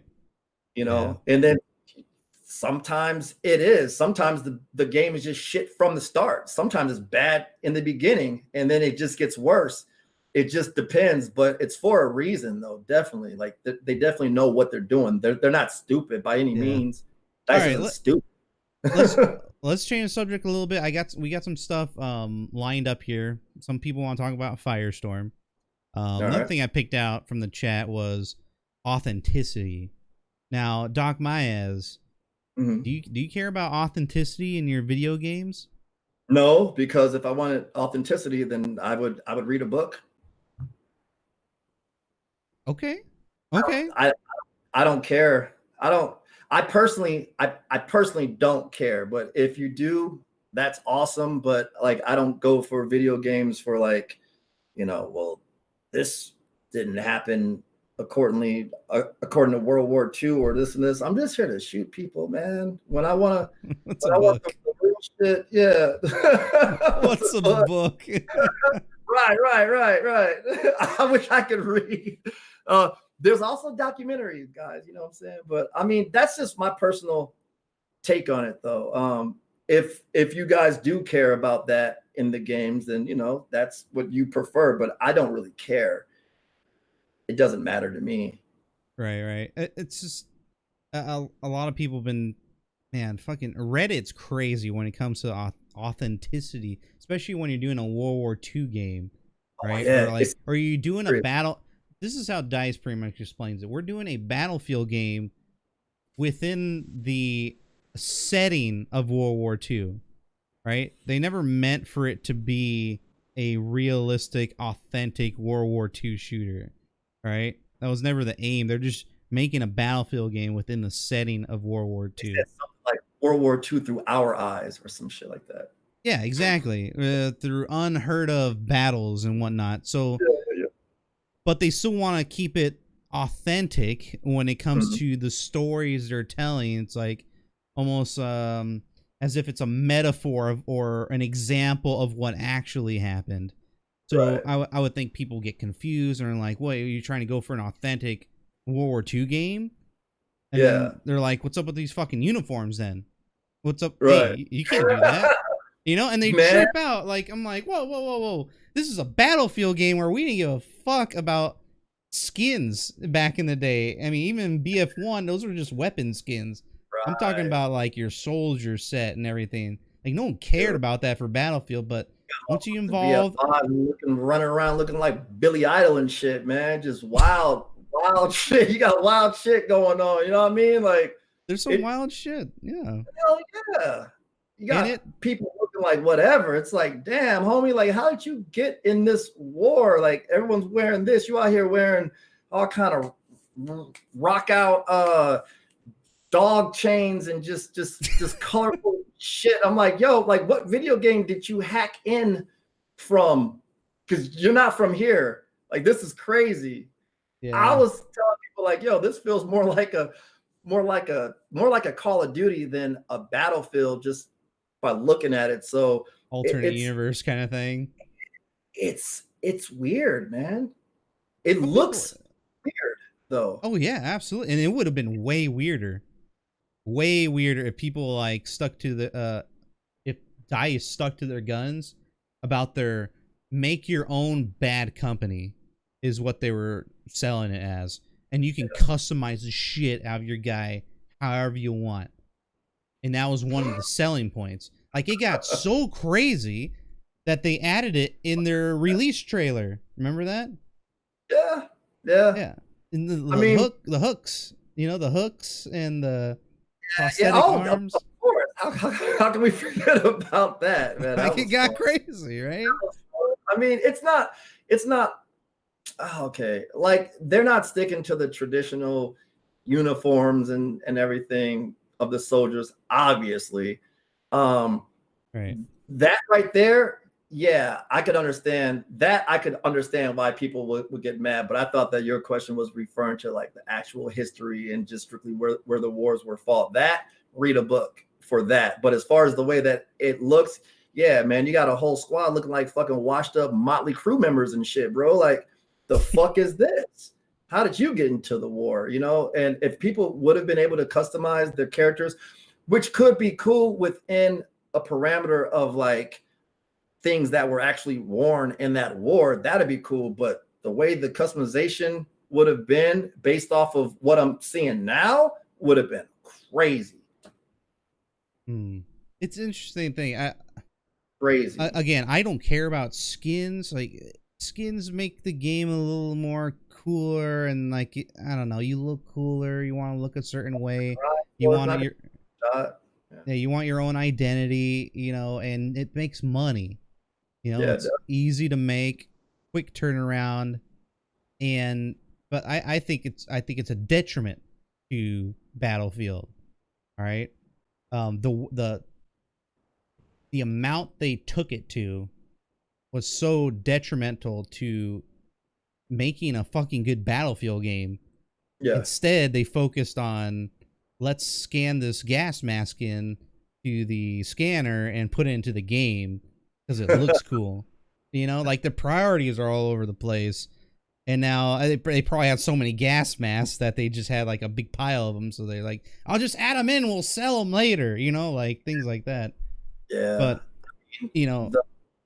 the gas mask and those skins are a real major issue. Like, it's a problem when that's it's more of a priority than the gameplay itself. But like, they've done way worse.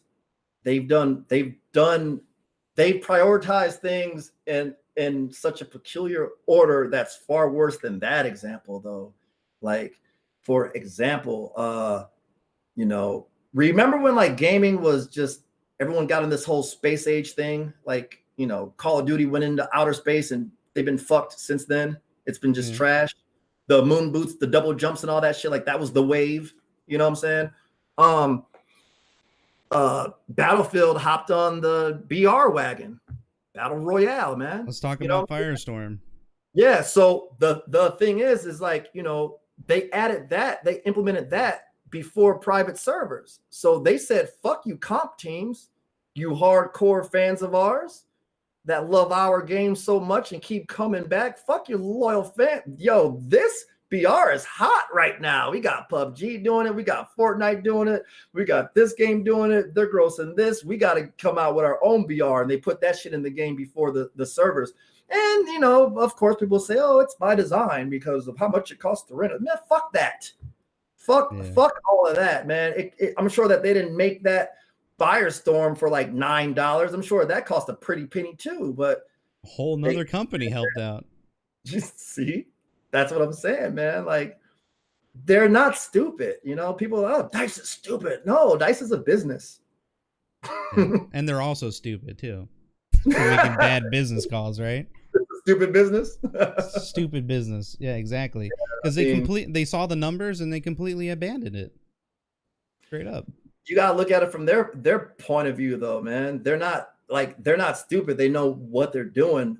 They they don't care. Like once when people get it through their head, they don't care.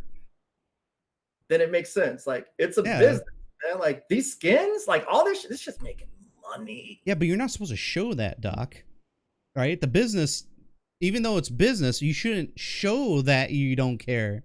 There's a business etiquette where you shouldn't show it, but there's a point where certain businesses, they get enough confidence, they get cocky enough where you got people saying, if you don't like the game, then don't buy it. It gets to a point where they're like, what are you going to do? You're going to buy it anyway, and you guys do. Yeah. So why not show it? You're going to be back. Yeah. But with Firestorm now, like, thanks for the gifted subs, by the way. Appreciate it. Hey, I see your guys' questions. So just keep putting them in there, and we'll talk about them. I know the Firestorm one was like 10 minutes ago. Okay, I see them. I'm writing them down and everything. Popping though. So ask away. Thank you, Del Tara. Appreciate it, man. He was also on the Battlefield show. Go check that out for sure. Welcome everybody.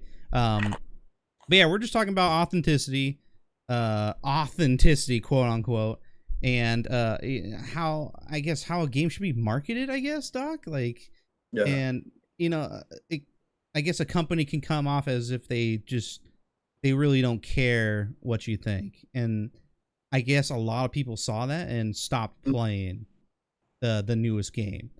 Because I think BF1 at this point is way more successful than what BF5 is now right now. Within the timeline, yes, you're absolutely right.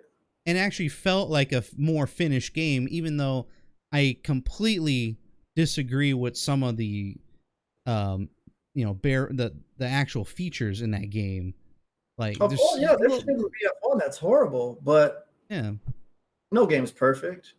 No game's perfect. No, absolutely not. But the fun element in BF1, as far as having fun, because it's a video game and that's what it's intended for, the fun element of BF1 is definitely like there. You run around, you have fun because the health is higher, gives people a little bit more confidence to run out there, and it's more action when people feel that confidence. It's fun. It's stressful for the most part in BF5 for a lot of people that play it, that come through my stream just mad.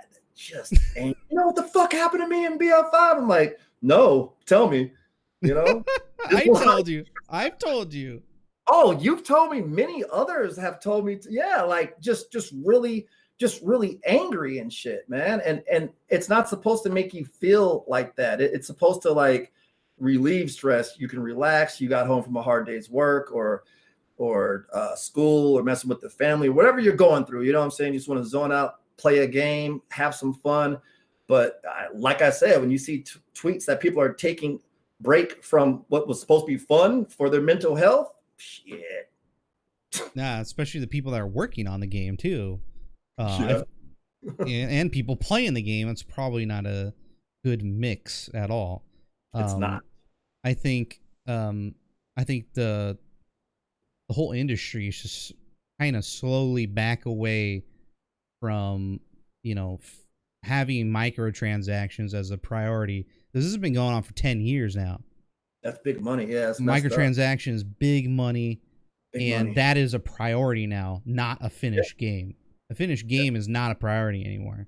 No, it's not. If live services, car, bro, then you would get your steering wheel in the next update. Yeah, right. They're building their game as they go. Like, give me my whole game. Like, the backseat update 5.9 in about 6 months. You got it, buddy. Yeah, new theater of war. That's gonna be 6 months. Okay, relax. Yeah. And I'm wondering, like, dude, I'm reading the news. I know you probably haven't been reading much of the Battlefield 5 news, but and the shit that's going on in the world, I get it. People cannot go to work. There's a virus out there that's killing people by the thousands every fucking day. It's bad. All right. So Very- you can't just go to work and start working on a game. We got to wait this out. Safety first, all that stuff. Let's just put that to the side for now. All right. Let's say this pandemic never happened.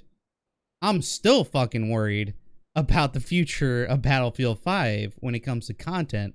Like, I even went on Twitter today. Nobody really responded or anything, but I was like, is DICE... I had asked this question, Doc. Is DICE actually making more maps for this game? I just put it out there. I was like, I should not be putting those kinds of questions out there. That did they just stop making maps? I mean, regardless of the pandemic, because I don't know. I feel like Chapter 7, which is coming at the end of April, I think. Okay. And Chapter 7 doesn't... I really don't think they have enough content for a new theater of war in Chapter 7. I feel like Chapter 7 is just going to be another continuation or a filler. Like, because there's really nothing there. You know, in upcoming in May, like, yeah, Brother Steve said. A lot of people are hoping for Russian content. Dude, like, if they had a big theater of war coming out in May, they'll be talking about that. Like, they'll be teasing that. That's huge, you know, marketing opportunities there. I'm not hearing nothing. And that goes to shows like, hey, whoa, are you guys even still working on this game? Because this is a live service. It only survives as long as people are playing the game. All right. And right now, there's no back and forth communication. I mean, right now, all we got for updates of, like, they're going to pretty much take the April update and put it with the May update, right? And they're going to combine into a super mega update. And I'm like, okay. But the things they're saying are like, oh, look forward to this. And it's just talk about skins. Yeah. I'm like, that you're not talking about a new map. I was like, hey, we got a new map coming up. You're going to like it. No, they're talking about, like, making the uniforms more authentic. Like, dude, we've been sitting here for, like, months. We had one map in this new chapter. One. And it was actually a pretty good map, though. And it got kind of ruined by, like, you know, custom playlists and stuff that they have here. But now I'm like, we have a pandemic, so we have to wait pretty much a whole month of, like, nothing happening, which I get. But let's just say it never happened. I just go back to that. Yeah. Like, yo, are we gonna actually have any content here, or what? Like, I mean, even crazy. if you do, like, is it gonna matter? You know, because I mean, people were like, what was the last map that came out, that forest looking map? What was that called? Solomon Islands. Yeah, that. You know what I'm saying? Oh, Doc, you played the new map. You played the new map. I'm like, did they fix the health? He's like, well, no, it's the new map. I'm like, well, then no. Why would I play it? Like, I mean, what's the like? What would it matter, right? If the underlying problems are fixed. Yeah, it doesn't matter if the map is a forest or if you're shooting it out on a fucking volleyball court. It doesn't, like, does the new content really matter if the core problem isn't fixed? Like, who cares where you're going through your pain and suffering? Right. Yeah. Yeah. You know what I'm saying? So, like, does it, like, that's what you have to, that's what everyone needs to ask themselves. If you're content with the game, then fuck it. Awesome. More power to you. But if you're not, like many other people that come through my stream and complain about it, you know, like, how much does the new map or skins or new uniforms matter in comparison to the core problems that's wrong with the game? So it doesn't, you know, to me, it doesn't really matter if they come out with new content or not, or what kind of new content, because the core problem really isn't even resolved. So they're just, you know, they're just doing what they do. They're just doing what they do. I'm pretty much like folding. I'm folding my hand, pretty much like a deck of cards. Pretty much, it's like I give up on you guys talking about fixing your game. So now I'm at this point as, do you have more content at least? Right? Right. Okay. They're tweeting out stuff that doesn't matter, you know, like, at least you have some new content while I'm suffering. Yeah, and I agree with all of you guys say, like, I don't care about content. I want the game to be fixed, you know? Fix the game. And when people do bring up topics like that, you know, I always try to support it. Like someone was asking the community managers, like, "Hey, you guys working on team balancer?" Because that's one of the big issues in the game. And there's like, "Yeah, they're working on something, but we don't have any information on when we're gonna bring that out, or we're not ready to talk about that yet." But people have been talking about this whole, you know, stupid stuff back in the day when we want authentic colored uniforms. That people have been talking about that, like, fuck, even before the game was out. I'm sure. And now, 2 years later, they're like, "Hey guys, so there's a pandemic going around, and we've been listening to your feedback, and we're changing the colors on the uniforms." I'm like, Yeah. wait a second here, like this is not right, you know, like, wait a second, like you should address that like years ago. Yeah. Okay, Yeah. fuck all that, dude. Like, what about, Well, what you is know, it? taking care of the cheaters? Yeah. What about is the that cheater problem? all the cheaters on PC? Oh man, like Yeah. they care. You know. Oh, that.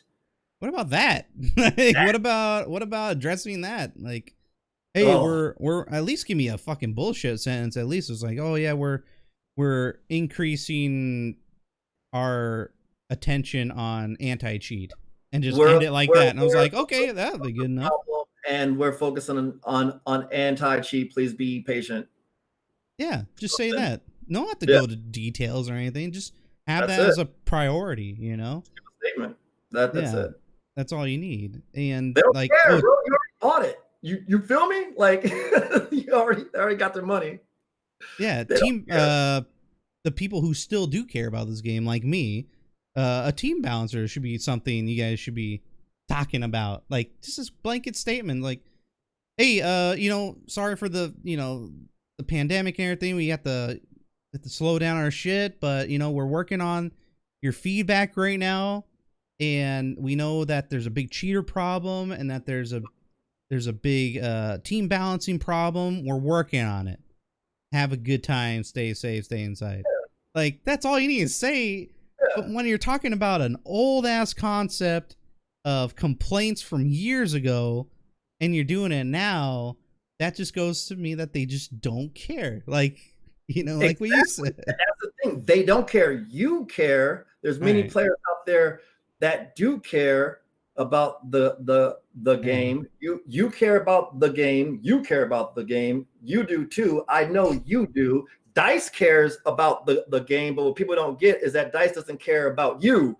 There's a difference. They care about the game, but not about you and how you feel about it. And when I say they care about the game, they care about what makes money. Yeah. You know what I'm saying? Like I was naive. I was naive to think that, you know, me and a lot of other streamers had pretty bad issues with people harassing us and whatnot. And, you know, Twitch has its own tools against that, but the game doesn't have tools against it. So we go and we ask at least the community managers or EA help, like, "Can you help us get rid of these people? Like, ban them or whatever. They're cheating on the server or whatever." I guess I was just naive to think that, you know, a community manager would actually care about my well-being and stuff. It was like, so I went out and reached out to them. I was like, "Can you do something about this?"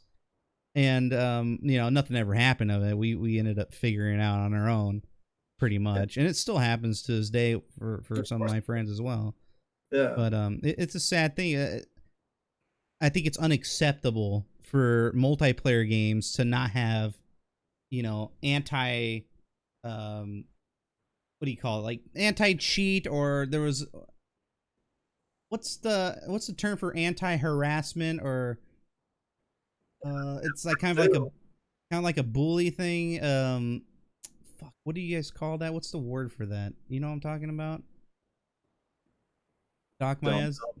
Don't know, but I mean anything. But you know, if they help you out with that at that point, bro, like they're just being nice, because once again, you already bought the game. And yeah, there's like, you know, we have we have systems like implemented within our PC products. Like even if you have the wrong RGB lights on, you can't play the game until you disable them because it triggers an anti-cheat. Oh, right.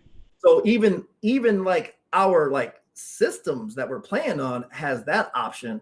You would think that that option would also be implemented from the company that made the game. But then when you find out nothing because they don't get back to you about it, then you kind of see like, oh damn, like they got my money. I'm not really a priority.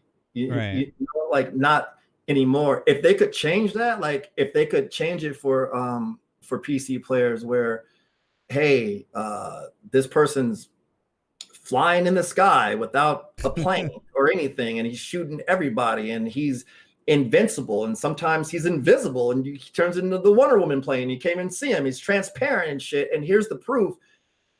Maybe, you know, it'd be a good idea for them to get back to you and look at the proof and look at the person's gamer tag and, you know, like ban them or something, like do something, like, you know, you gotta show the community something. In BF1, they have that on there, right? I don't know about consoles, but they had that fair fight thing. Did you see that in chat? It would say like fair fight did whatever globally or whatever. You remember that? Yeah, but like it's now it's BF5 now though. Like they made a lot of money from BF5, man. You know, like I said, some companies they just get kind of cocky where it's like, yo, we could save money on our resources in this department and like, you know, the fair fight or whatever, and we could just focus on like, you know, what's hot now. You know, they're sitting at the table and stuff, and they do their marketing research because that's huge. That's big. I don't want to talk about that, but that's big. And all the kids are playing Battle Royale. They want skins. They like the Flash, you know, and their money is going more towards that than you know, than where it should for us gamers who are buying it. Yeah, but they figure that we're just gonna buy it anyway. So why would they?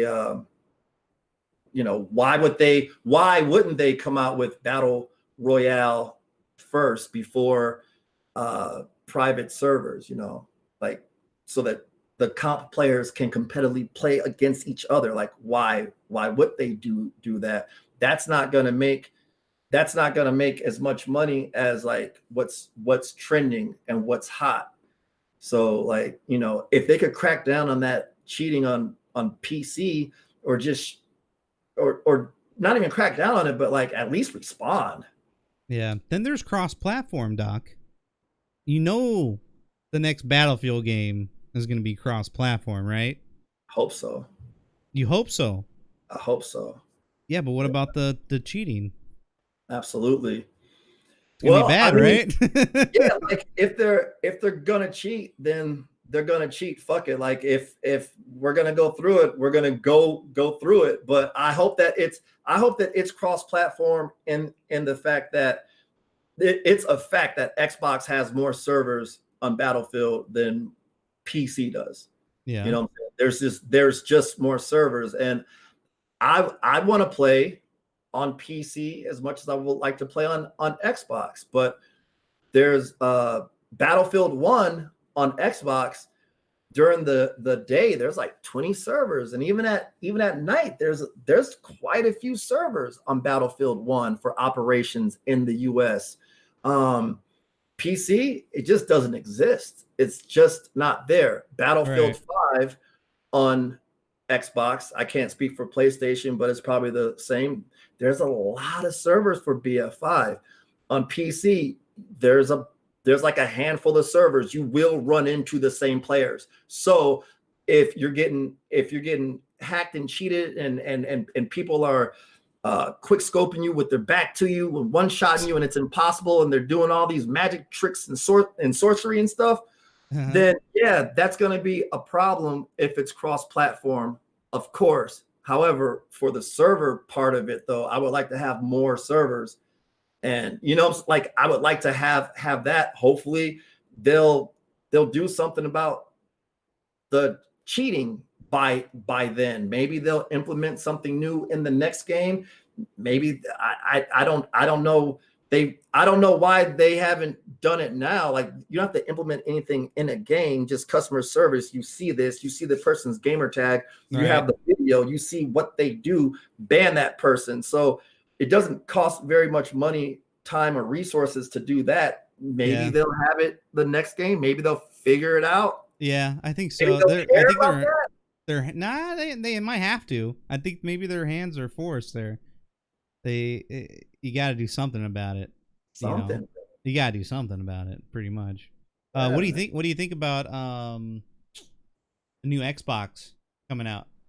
Yeah, I don't know too much about the specs, but from what I do know, like 120 hertz, it's a big step up from 60. Shit, it's a big step up from 30.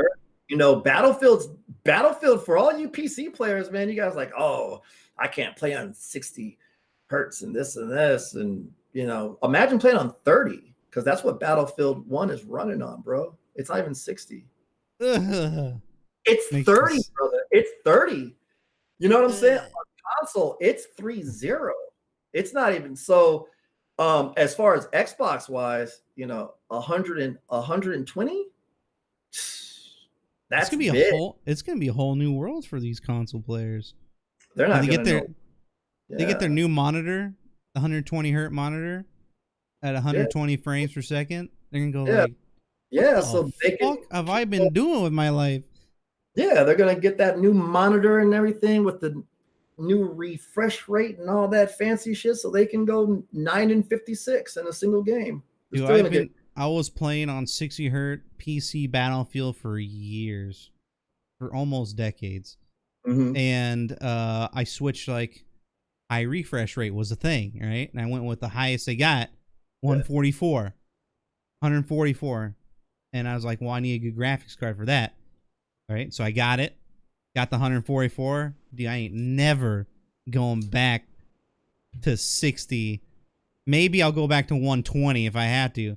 So the consoles are looking kind of good on my end, but bro, fuck 60, 30, no. Xbox and, like, you know, Never. these X. What people don't know is that the Xbox One X, you can actually game in 120 hertz now. Game at 1440p on the Xbox One X with certain TVs, and the Samsung QLED, the Samsung NU9000 are like one of the TVs where you could game on that higher refresh rate with the variable refresh rate option that can only be implemented through certain, like, you have to have a QLED. I do, thank God. You know what I'm saying? But like the 120 hertz is big because it's going to be for everyone, but they have it now. But you would have to get a really expensive TV or monitor that supports variable refresh rate. So you think more console players are going to play on TVs or actual monitors? They're going to get monitors, bro. They're going to get monitors, aren't they? They're going to get monitors. Hell yeah. They're going to be like, what? I'm taking advantage of this shit. They're going to get monitors, because, like, the QLED supports a very high refresh rate. So that's why I can game on a 55-inch TV and, like, game like it's no problem. But most TVs aren't like that. And then the input lag of most TVs are crazy, bro. Fucking like 12, 15 seconds and shit, man. And that's where it comes in at where, oh, I already ducked and I still got shot. It's because of that, you know what I'm saying? But this input lag for a TV is extremely low. But with the new Xbox, man, they're going monitors all the way. They better take advantage of the hardware, take advantage of what you have if you can afford it. Come to the PC Master. This is slowly coming to the PC Master Race, because the ones coming out after the Xbox Series X is basically gonna be a PC that I'm playing on right now. Like, let's be real here. But but anyway, your first console was not an Xbox, right? It was not an Xbox. My first console was, like, out of this newer shit. Like, it was PlayStation before it was Xbox. It was PlayStation, bro. It was the first PlayStation. What kind of games do you play on the PS1? It was like it was like Need for Speed, Hot Pursuit, those type of Hitman, Splinter Cell, a lot of back when NBA Live was dominant. Like before NBA 2K, like NBA Live was actually good once upon a time. Oh man, talk about games going to shit. Yeah, like just those type of games. I was all about the PlayStation. I was, matter of fact, it was PlayStation, PS2, and then I think like PS3 as well. But then it changed. Then something changed when that first Xbox came out. I believe the first Xbox came out around like the PS2 or PS3 times. I'm not really sure, but when that Xbox came out, things changed. Yeah, Halo changed the world, didn't it? Yeah, Halo came out. It did. Halo did. I never like. I was the only Xbox person that didn't play Halo because it's not my type of game. But it took things over. Like, oh yeah, Halo's huge. Like huge. You know what surprised me? When the Halo stuff came to PC, they had the Halo games come out. Dude, that lasted like literally a week and nobody plays it anymore. Like crazy. There was hype about it though. There was so much hype. People were like, "Yo, can you imagine how it's gonna look on PC?" And that's right. I don't hear anything about it. I forgot about it. Like if you didn't bring this up, it would have just But as far as PlayStation goes though, I was PlayStation. You know what I'm saying? And one of my boys, he had the original Xbox when that came out. And he was just like, "Yo, man, you got to mess with the Xbox, bro." I'm like, "The X who? Like, what the fuck? Like, what is this that you speak of?" You know what I'm saying? So then he showed you the controller. Yeah, and I go over to his house and the controller's as big as a fucking Big Mac, bro. I'm like, "What's up with this double thick Big Mac / Whopper ass controller and shit, man?" And was that your story? Was that your story you want to tell me about the? Yeah, but I'm not. What he said made so much sense though. I'm like, "What the big old double quarter pounder cheeseburger controller? What the fuck is up with this shit?" What he said was funny, but was true. He said, "Because this Xbox is a man console, homie." I said, "All right," you know what I'm saying? And like, I'm like, okay, that's funny and shit. But he was right though, because when I would play Hitman, like I'm playing Hitman on the PlayStation, and I'm noticing that Agent 47's red tie looks like that it's painted onto his shirt. And to me, it looked cool until I played the original Xbox and his tie was apart from his shirt flowing in the wind. Like they had the physics going. The grass was moving on Xbox. The grass was as stiff as a dead body on PlayStation. You know what I'm saying? So there was a lot of things that I noticed that were different on Xbox. Like things looked different. I'm like, "Oh shit." And I'm out. But things have changed since then. The new Xbox is dropping holiday season. The new PlayStation will too. I want both. I would like to see both, both. You know, I mean, a lot of things change in the console world since then, so I would like to get both. I'm curious on what kind of. The other thing that people brought up was the setting. What's up, Banky? Thanks for a raid, by the way. What's up, May? The next setting of Battlefield, and what kind of new technologies they can bring with the new consoles. And of course, they keep selling this RTX thing. You know what I'm saying? The RTX on the whole like real-time ray tracing stuff. Dude, that's in Battlefield 5 right now. But it's so taxing on my fucking ginormous computer right next to me. Can barely fucking handle that shit. So what is this little Xbox tower gonna do with your RTX? Like, yo, dude, it's going to be interesting to see. I mean, Xbox has beautiful. Xbox, like that's going to be an interesting thing to see because Xbox kind of has like this little like built-in lag shit anyway. And the reason why is because the home screen, you got all these damn squares. It looks like Times Square on New Year's Eve and shit, man. Pulling all your processing power and stuff. So it's going to be interesting how they're gonna handle ray tracing with the specs that they have, which would, to be honest, would be like a lower tier gaming PC for the most part. You know what I'm saying? Because to They really might pull it off. They might have like different like technology, you know, different tech. They might, but there also might be some problems because ray tracing, I think, is great for campaigns and single player games and stuff. Oh. But when you go multiplayer, though, like you want all that you could possibly get. And I would like to see like how the ray tracing will be on Xbox with the campaign games versus going online with that ray tracing. And most importantly, can you turn it off if you want to? That's what I'm sure you will have an option to turn RTX off. Like that.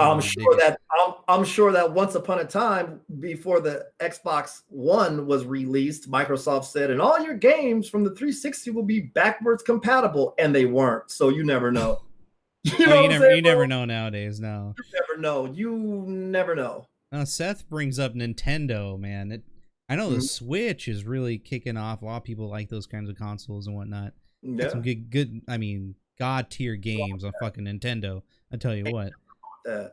I wish I can play them. I don't have a Switch. I don't really have an interest to buy, but man, I would love to play those fucking games, dude. A lot of them look really good, bro. Like those games are like I wonder what they're gonna do for their next console, Nintendo.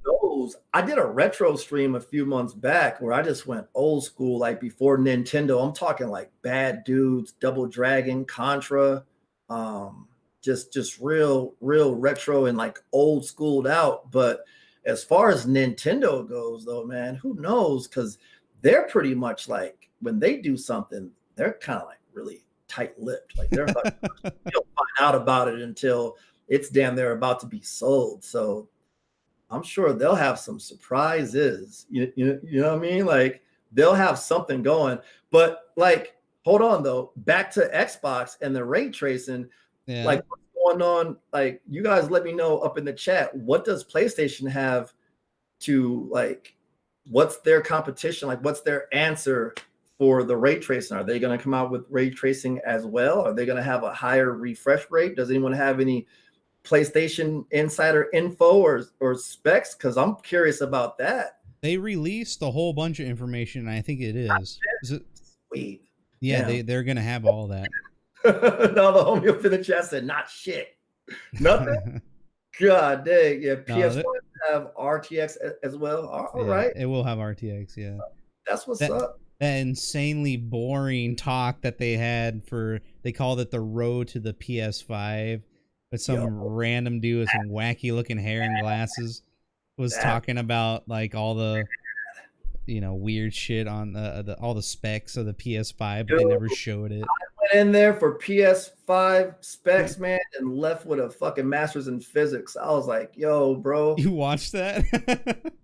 Yeah, I did, man. And I was like, what the fuck kind of Russell Crowe, A Beautiful Mind type of shit are you on right now, bro? Like, talk about the game. This dude went off into some far, and I'm thinking like the first 2 minutes in, all right, cool. You're gonna get with the technical shit, then you're gonna get with the meat and potatoes about the game.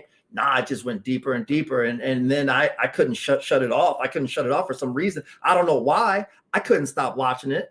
Like I'm like, this is so boring and like so it's so not interesting at all that I can't stop watching this. And I thought I was the only one that felt that way. Then I scrolled down to the comments and people were like, come on, man, like just tell us about what it's going to do as far as like, the games, as far as us. And one person was like, speak English. What is this guy talking about? That was wild. Yeah. Then awkward green screen, like fake the fake people in front. They could have just did without the shadows and everything. Like we know what's going on. It's a pandemic. We get it. Just make it just normal. Like don't, they had people kind of like chatting in the background to their little fake silhouettes, and it was weird, bro. That was a strange one. Yeah. Hey, Doc, do you care about what the next Battlefield setting's gonna be? Man, it would be great if it was in Vietnam, which probably Vietnam. happen. That would be nice. Something modern would be nice. I would love either of those two. Either of those two, a Vietnam one or something modern.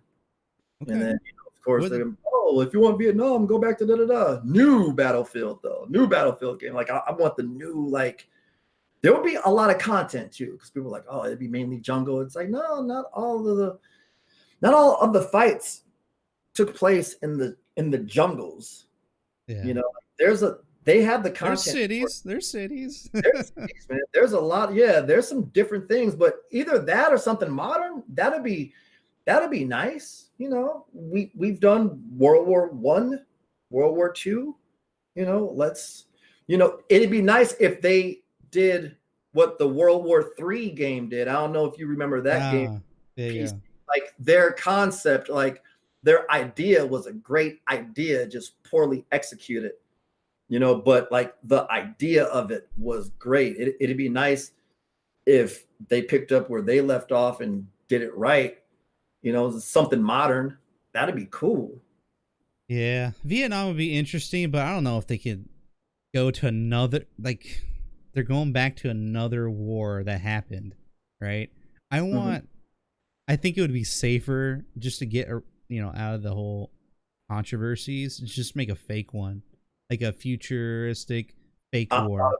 That too, like even a modern like fake one, kind of like the Homeland game. I think it was called Home Front, where Homefront. Oh god. Like, the game was ass, but like it basically takes place like, in your neighborhood, and you're just fighting it out through like your neighborhood streets and stuff. Like, it was another good concept, just poorly executed. But that'd be just make up a fucking war like that too, or like the Red Dawn with shit. Like, and when I say modern, I don't mean like modern like it has to be like now, but like just I'm good with like Vietnam up would be cool. Like I'm a cheap date, dude. Like Vietnam and up. Like if they go back to, the real question is like, how would you guys feel if they went back to World War I? Or back to World War II again right after this, which probably wouldn't happen. But how would that make you feel, though? Cringe. I would cringe hard. It went back. I would be so fucking mad. I would be like, "Ah, shit, here we go again." I would think like it would have to be something from Vietnam and up, right? I think they're gonna go modern, someone brought up Bad Company 3. That also can be a possibility, and that might be a good setting to like. It might ease us into a different play style. You'll have your fucking microtransactions. You don't have to worry about that. Right. You can have your own war stories. Like it's the same kind of method. Just for the love of God, finish the game first, like before you release it. That'd be great. But yeah, Bad Company 3 would be great because people love the single player. You can have a single player on there, make money just off of that. So it's possible. Nice. I mean, when is it coming out? Like 2021? Is it next year? So yeah, it would be so like between May of 2021 and like a few months in 2022, like that area. Ooh, it ain't gonna be for a while. All right. Yeah, so we're stuck with BF5 for a long time. Ooh, so you guys are stuck with Well, all right. Well, hopefully they'll work out all the kinks. Dude, what if the next Battlefield game is not what we think? I keep bringing up this with my chat every stream. I was like, dude, what if the next Battlefield game is a VR game? Oh shit.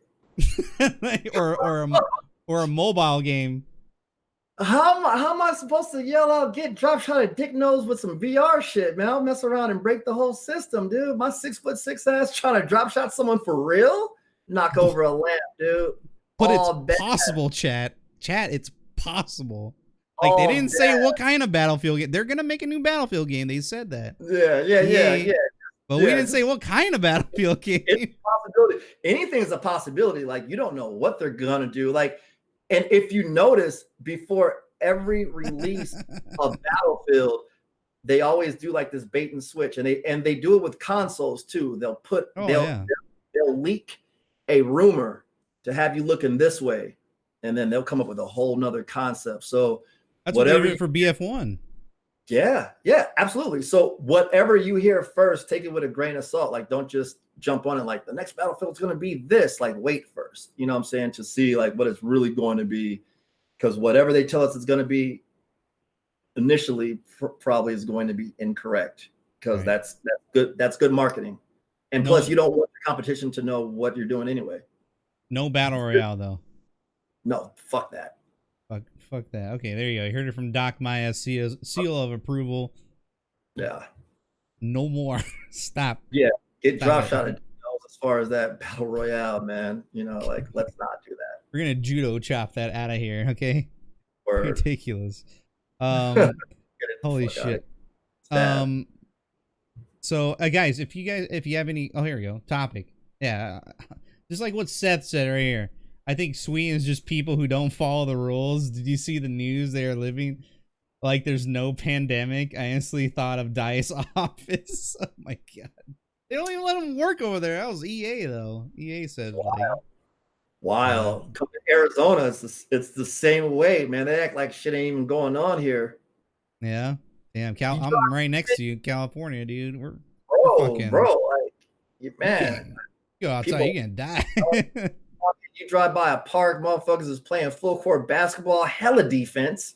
I'm like, damn, you're D'ing that dude up in that pandemic, bro. Like, don't you know you ain't supposed to be, you know what I'm saying? Like, it's wild. Like, we have this thing where if you have a doctor's appointment, you're instructed to not wait in the waiting room, you wait in your car. And then the receptionist calls you, and then walk to the doctor's office, and you're the only person in there. It avoids contact. People here, man, just stupid as fuck, man. Right outside of the doctor's office, quarantine doors, not waiting in their car, waiting outside of the door. Little kids coughing and shit. It's like, dude, like, wait in your car, like, you know, follow these damn rules and shit. If not for everyone else's safety, but be selfish. Think about your kids. What if someone actually has the virus and you're just right there exposed to them? People, they act like nothing's going on here, man. That's scary. That's wild. You can't even tell. Like, honestly, outside of Arizona, like, you wouldn't know that there's shit going on if you just didn't have internet. If you didn't have internet, you wouldn't know that anything's going on. Yeah, you know, the stores look a little crazy. The meat sections is a little bit suspect. It's mad. It's mad sus, homie. But for the most part, though, people are carrying around. They're carrying on as if it's no big deal, man. Like, you go to certain stores, try to, you know, people stocking up on toilet paper. They should have been stocking up on ammo, but that's a whole different topic. But you go to, I'm sure they are too. They are here and shit, man. I was at the gun store the other day, man. I swear to you, dude, try to give me a intimate, passionate ass 18 combination handshake. And I'm like, hey, yo, I'm not trying to get into an argument with homie like in a fucking gun store and shit. But I'm like, and he just got done talking about the virus too. Like, he had just got done talking about it. And he like stuck his hand out and tried to do all these extra maneuvers. And I'm backing away. Look like we was in a fucking battle, like a fucking breakdancing battle. I'm pop blocking, trying to get away. Dude's pop blocking. He trying to get to my hand. And I'm like, what is this, dude? Like, I don't want to do this right now. Like, please no. Yeah. Oh, so yeah, it's kind of like Sweden here then, Seth. You know what I'm saying? It's wild, bro. Avengers talking about no new bolt action. You can't see no new guns in Battlefield 5 for a minute, dude. You gotta patch that shit in, dude. So if there's no patch till May, happy April, everybody. Happy Easter. You get no gifts. Wow. So till like 2021/2020. Yeah, for BF6, yeah. Just get stuck with the And on Twitch, the viewership for Battlefield 1 has obviously took a major hit. That game's basically dead as far as streaming it. Great game. Yeah. Star Wars Battlefront 2, awesome game. But I'm noticing that the numbers for Twitch on Battlefield 5, they dropped fast, bro. Like, so what's that gonna be like 2021? I don't know, dog.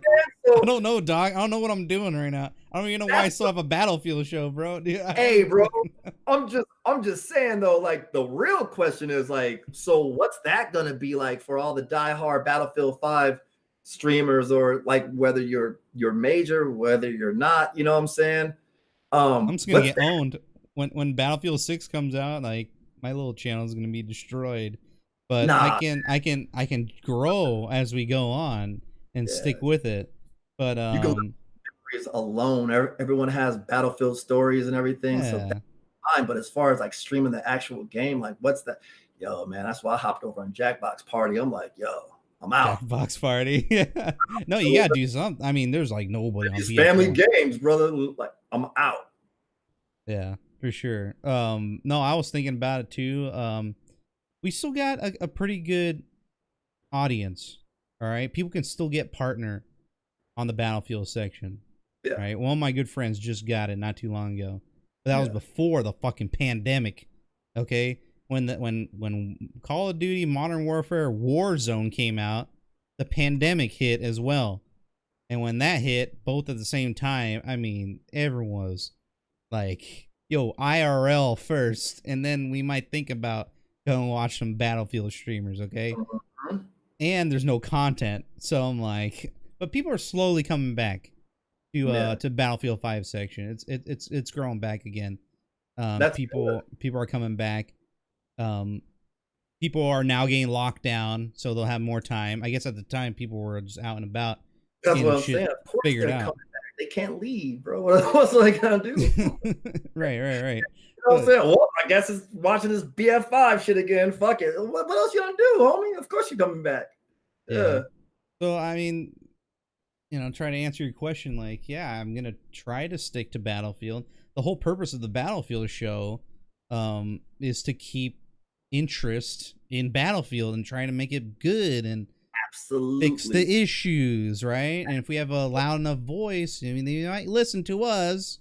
And not some rando who doesn't, we want authentic uniforms. Good players. Yeah, stop listening to the randoms just getting murked and crying about things that you guys can't fix with an update. You're not going to fix trash players with an update. You're not going to please everybody. So at least aim to please the people who have been and will continue to support your game if it's good. You know what I'm saying? Don't listen to the randoms getting murked, because they're going to get murked and go hop on Fortnite anyway. They don't even really fuck with Battlefield. Yeah, or Warzone. I would think most of the players went to Warzone. I went to Warzone. Some garbage. I went to Warzone for 3 days, and then I came back, and then Doom came out. Tried that for a day, then came back to Battlefield 5. I heard that Doom is crazy, man. My homies are telling me that game is wild. Doom is nuts. I only gotten through like maybe the first 2 hours of it. There's another 10 hours of that shit. I haven't had much time to play it. I've been more interested in watching TV shows and catching up on shit in that way. Yeah. I was thinking about getting for PC, man. Like it's nuts. That looked intense. But yeah, Star Wars Battlefront 2 though, like that's a great game. That that game started off like shit. That game was horrible in the beginning. It's nothing like that now. Nah, it's crazy. They put a lot of passion to that. Yeah. I'm almost. I don't know, man. Like I'm almost thinking that they kind of put more of, like, if you look at how BF5 started as opposed to how Star Wars Battlefront 2 was in the beginning, because like they were both really bad. It seems to me like they put a lot of focus on Star Wars Battlefront 2, because they fixed a lot of things in that game. Yeah, I don't know if they're gonna keep making Star Wars games. EA, I'm not sure if they still have the license. I think they still do have the license, but shit, the new one that who are the guys that made Apex? Who are those guys again? Respawn. They made that new Star Wars game. Did you try that one? The Jedi training master thing? I forgot about that damn game. Yeah, I have it. That game's awesome. Campaign only. It's amazing. Yeah. Respawn, man. That's the first Infinity Ward. That was Infinity Ward. Yeah, man. So they knew what they were doing. Like they make some decent shit. They make some decent shit. You know what I'm saying? Like they make Apex and stuff. I don't like battle royale games, but for what it's worth, though, Apex is popping. Like if you're an Apex player, like that's the jam. They made a finished game and actually sent it out. You actually got the whole game right after you purchased it. Crazy, huh? Without marketing, and it's free. I mean, like, whoa, right? Like, what the hell? It could be done. And hold on. Yeah. Now that we're on the topic of Apex, Julian, I haven't heard a single person complain about Apex in my stream ever. Like they'll just be a little disappointed that they didn't win that game or something, but it's not like, you know what I'm saying? It's only the hardcore fans that are playing it day by day, and then there's balance changes. That's that's the complaints you're hearing, not fundamental complaints. Right. I've noticed. Maybe there might be, but I don't know. I don't play the game that often. In comparison to the complaints with Battlefield 5, there's a huge difference. Even the hardcore, like even from like random players that aren't like casuals on Apex to the hardcore players, there's not like a overall discern about that game. Like there's not like an overall problem. There's not an ongoing issue with Apex. People would have noticed it immediately, just like they noticed it immediately with Firestorm. There was immediate problems because when you kill the motherfucker, he went down, he pooped out all the gear all over the floor, and some of it was in the dirt where you couldn't see, or they're overlapping, or they're like, I'm picking up the wrong gun because it's not selecting right. Like right away, it's like this shit's broken, dude. Like you gotta fix this yesterday. You know? And and they didn't Apex was fine. And it was like amazing. Like there were some intricate like pinging systems. There's intricate loot, the box, you know, the loot box kind of thing was all there already. So man, I mean that's a whole crazy topic, because like when you look at those, like if you think that's crazy, like Warzone, I heard that you could find kill streaks, or you could find money and buy kill streaks. That's right, yeah. Is that right? You can like buy, listen to that. Like you could buy kill streaks without being on a kill streak. Yeah, you can buy one of your friends when they die. You can buy them back, and he comes and respawns back. Imagine searching for someone to kill for 15 minutes and you don't find anyone, and the person that you find just drops some wild ass airstrike on you, and you're his first kill. Yeah, it's crazy, but it's fun though. It's Warzone was a really well done game as well, and they took a lot from Firestorm. Pretty much. Gotta be. I know that you don't really like BR, so it's got to be good, because I know that you don't really like BR, right? I don't like it too much. No, I can't see I was thinking about it when Apex came out. I was like, dude, I think I'm gonna be full-time Apex, and I started playing with friends and trying to get good. But dude, it's nothing like Battlefield. I always came back to Battlefield every time. Battlefield's just a different experience, you know. It's awesome when Battlefield gets it right. Like when DICE gets it right, their games are fucking amazing. They're untouchable when they get it right. Like you can't deny how awesome those games are, and that's why people are so pissed when you guys get it wrong and you don't listen You know what I'm saying? Like, because you guys gotten it right so many times, it's like, what the fuck happened? Hmm. You know, that's like Jordan scoring a bunch of points. All of a sudden, he misses like 10 fast break dunks in a row. It's like, what the fuck are you doing, dude? You've been scoring. Now all of a sudden you can't make a layup. You're just bricking dunks and shit. Got to get it right, man, because we're used to you guys getting it right. Simple as that. Hold on, Beth posted something from Twitch support. What is this? Your well-being is important. We are taking steps to improve that. Starting with your peace of mind. Blocking users now removes them from your follower list channel. Oh my god. Channel banning users, remove them from your chat list. So you don't have to see them anymore. There you go. I heard there's an issue with banning. Like if I banned Bearwolf 3000 right now, which I'm not, but if I did, or someone did it accidentally, you would lose your sub badge. I think that's something they were looking into, and it was rare. It turned out to be a rare occasion. But that's crazy. Like, yeah, there's people, they're getting shadow banned. Man, I wish I had that a few months ago, dude. Oh my god, there were some baddies coming in here and had like 15 billion accounts, like tons of accounts. Follow botting your channel, or follow having really nasty, names following you and everything. So now when they get banned, all their accounts get shadow banned. So they can type in, they can't see the chat, but they can type in. We can't see what they're typing. So wouldn't that be cool if later, like, sucker. same thing? That'd be nice. You know what I'm saying? So that you guys wouldn't have to deal with all the hackers and people flying around and stuff. That'd be cool. Yeah, anti-cheat would be cool for sure. That'd be nice.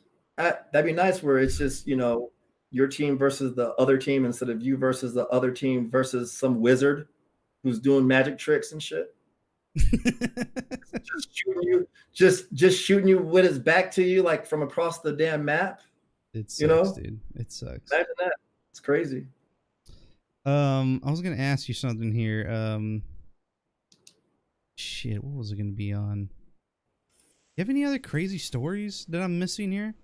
I feel like you have a story to tell us. I got a lot of crazy stories, man. I mean, shit ain't got nothing to do with Battlefield or gaming though. I got tons of crazy. Just ask me a question. What's the craziest? Like I got shitloads of crazy stories. I wanted to show you some clips. I still have some clips here of you like drop shotting people here. Yeah. Let's go through this. Maybe I might think of something here. Clips, some music, all that shit, bro. Yeah, chat. If you guys have any questions for me or DocMiaz, you can post them. How many T2 subs you got? Yours, baby. Slap those T2 subs. Go looking out, Azir. Azir came in. He, like I said in the beginning of this interview, came through Rockstar, kicking the door in with mad confetti, and he pulled a table out of his back pocket. I don't know what kind of cargo pants you have though, bro. Two tier 2 subs in a row, man. Shout out to you, homie. Appreciate that. Yamadas, dope. Are you okay, Yamadas? Something wrong with your game here. I play long enough, Battlefield will minimize on me and take me back to the desktop. Maybe hit your Windows key, my dude. I probably did that, That happens to me on PC, but I'm playing when I play BF5, and it happens to me in Star Wars too. Yeah. Where it just like I'm just gaming, and then it just minimized to the desktop. Just out of nowhere. Sometimes it happens with pop-ups of like either a Windows pop-up, or it would be a antivirus software or some sort of software that will minimize your stuff. You just gotta disable all that shit. But yeah, it could also be Windows. Yeah, it could also be the Windows key as well. Yeah. Anyway, check out this clip here from DocMiaz back in August. Here, let's see what this one's all about. DocMiaz music. Go.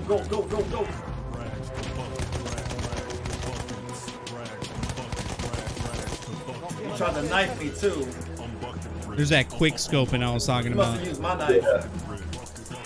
My knife in the sunshine. And he had a chance to turn around and murk me too. He could have. He could have.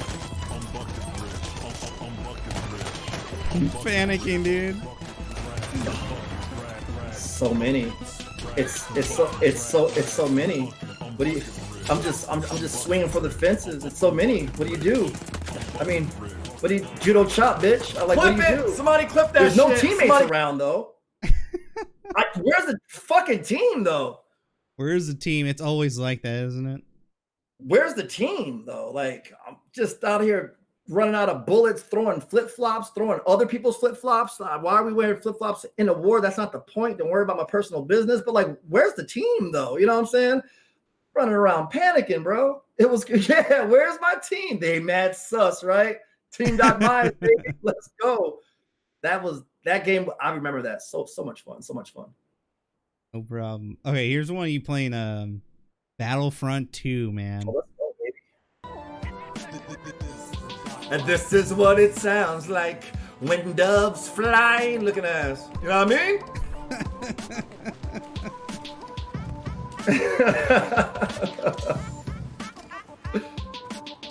Go. It's so pretty. Beautiful All the game. lights. Beautiful game. Dice got it right.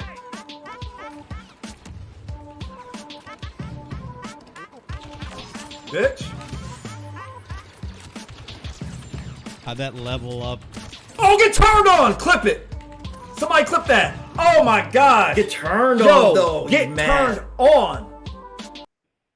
Get Bot turned or not on. though, man. There was actual players that I had to defeat and turn and murk that damn bot. Like, yo, man, that game was awesome.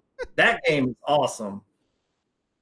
And That game is awesome. Is dock screen on the ceiling? No, it is a 55-inch QLED. It is right in front of me. But to see the whole screen, I must look up to see it all. It's a big You know what I'm screen, saying? baby. I just must look up to see it all. Yeah. Star Okay. Wars Battlefront 2 is fun, man. Explain Well, to let's me. go. Explain to me what's going on here. What is going right. on here? So in this clip where you see me with the Afro wig, is basically just an average Friday night. No, I'm fucking with you. No, this one right here, I believe this was the Halloween stream. This was the first November. month I started streaming too. This was the first month I started streaming in October like 7th or something. This was man. the first Halloween stream, and I'm just like, just jumped right into the shit. Like, yo, we're gonna celebrate Halloween. Let's fucking get it. Fuck it. You know what's funny? That 3 rings is there. Does that mean that's a song, right?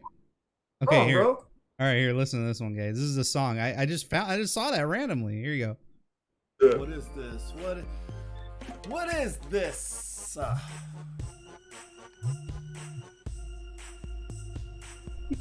What is this? Oh, the cockadoodle doo.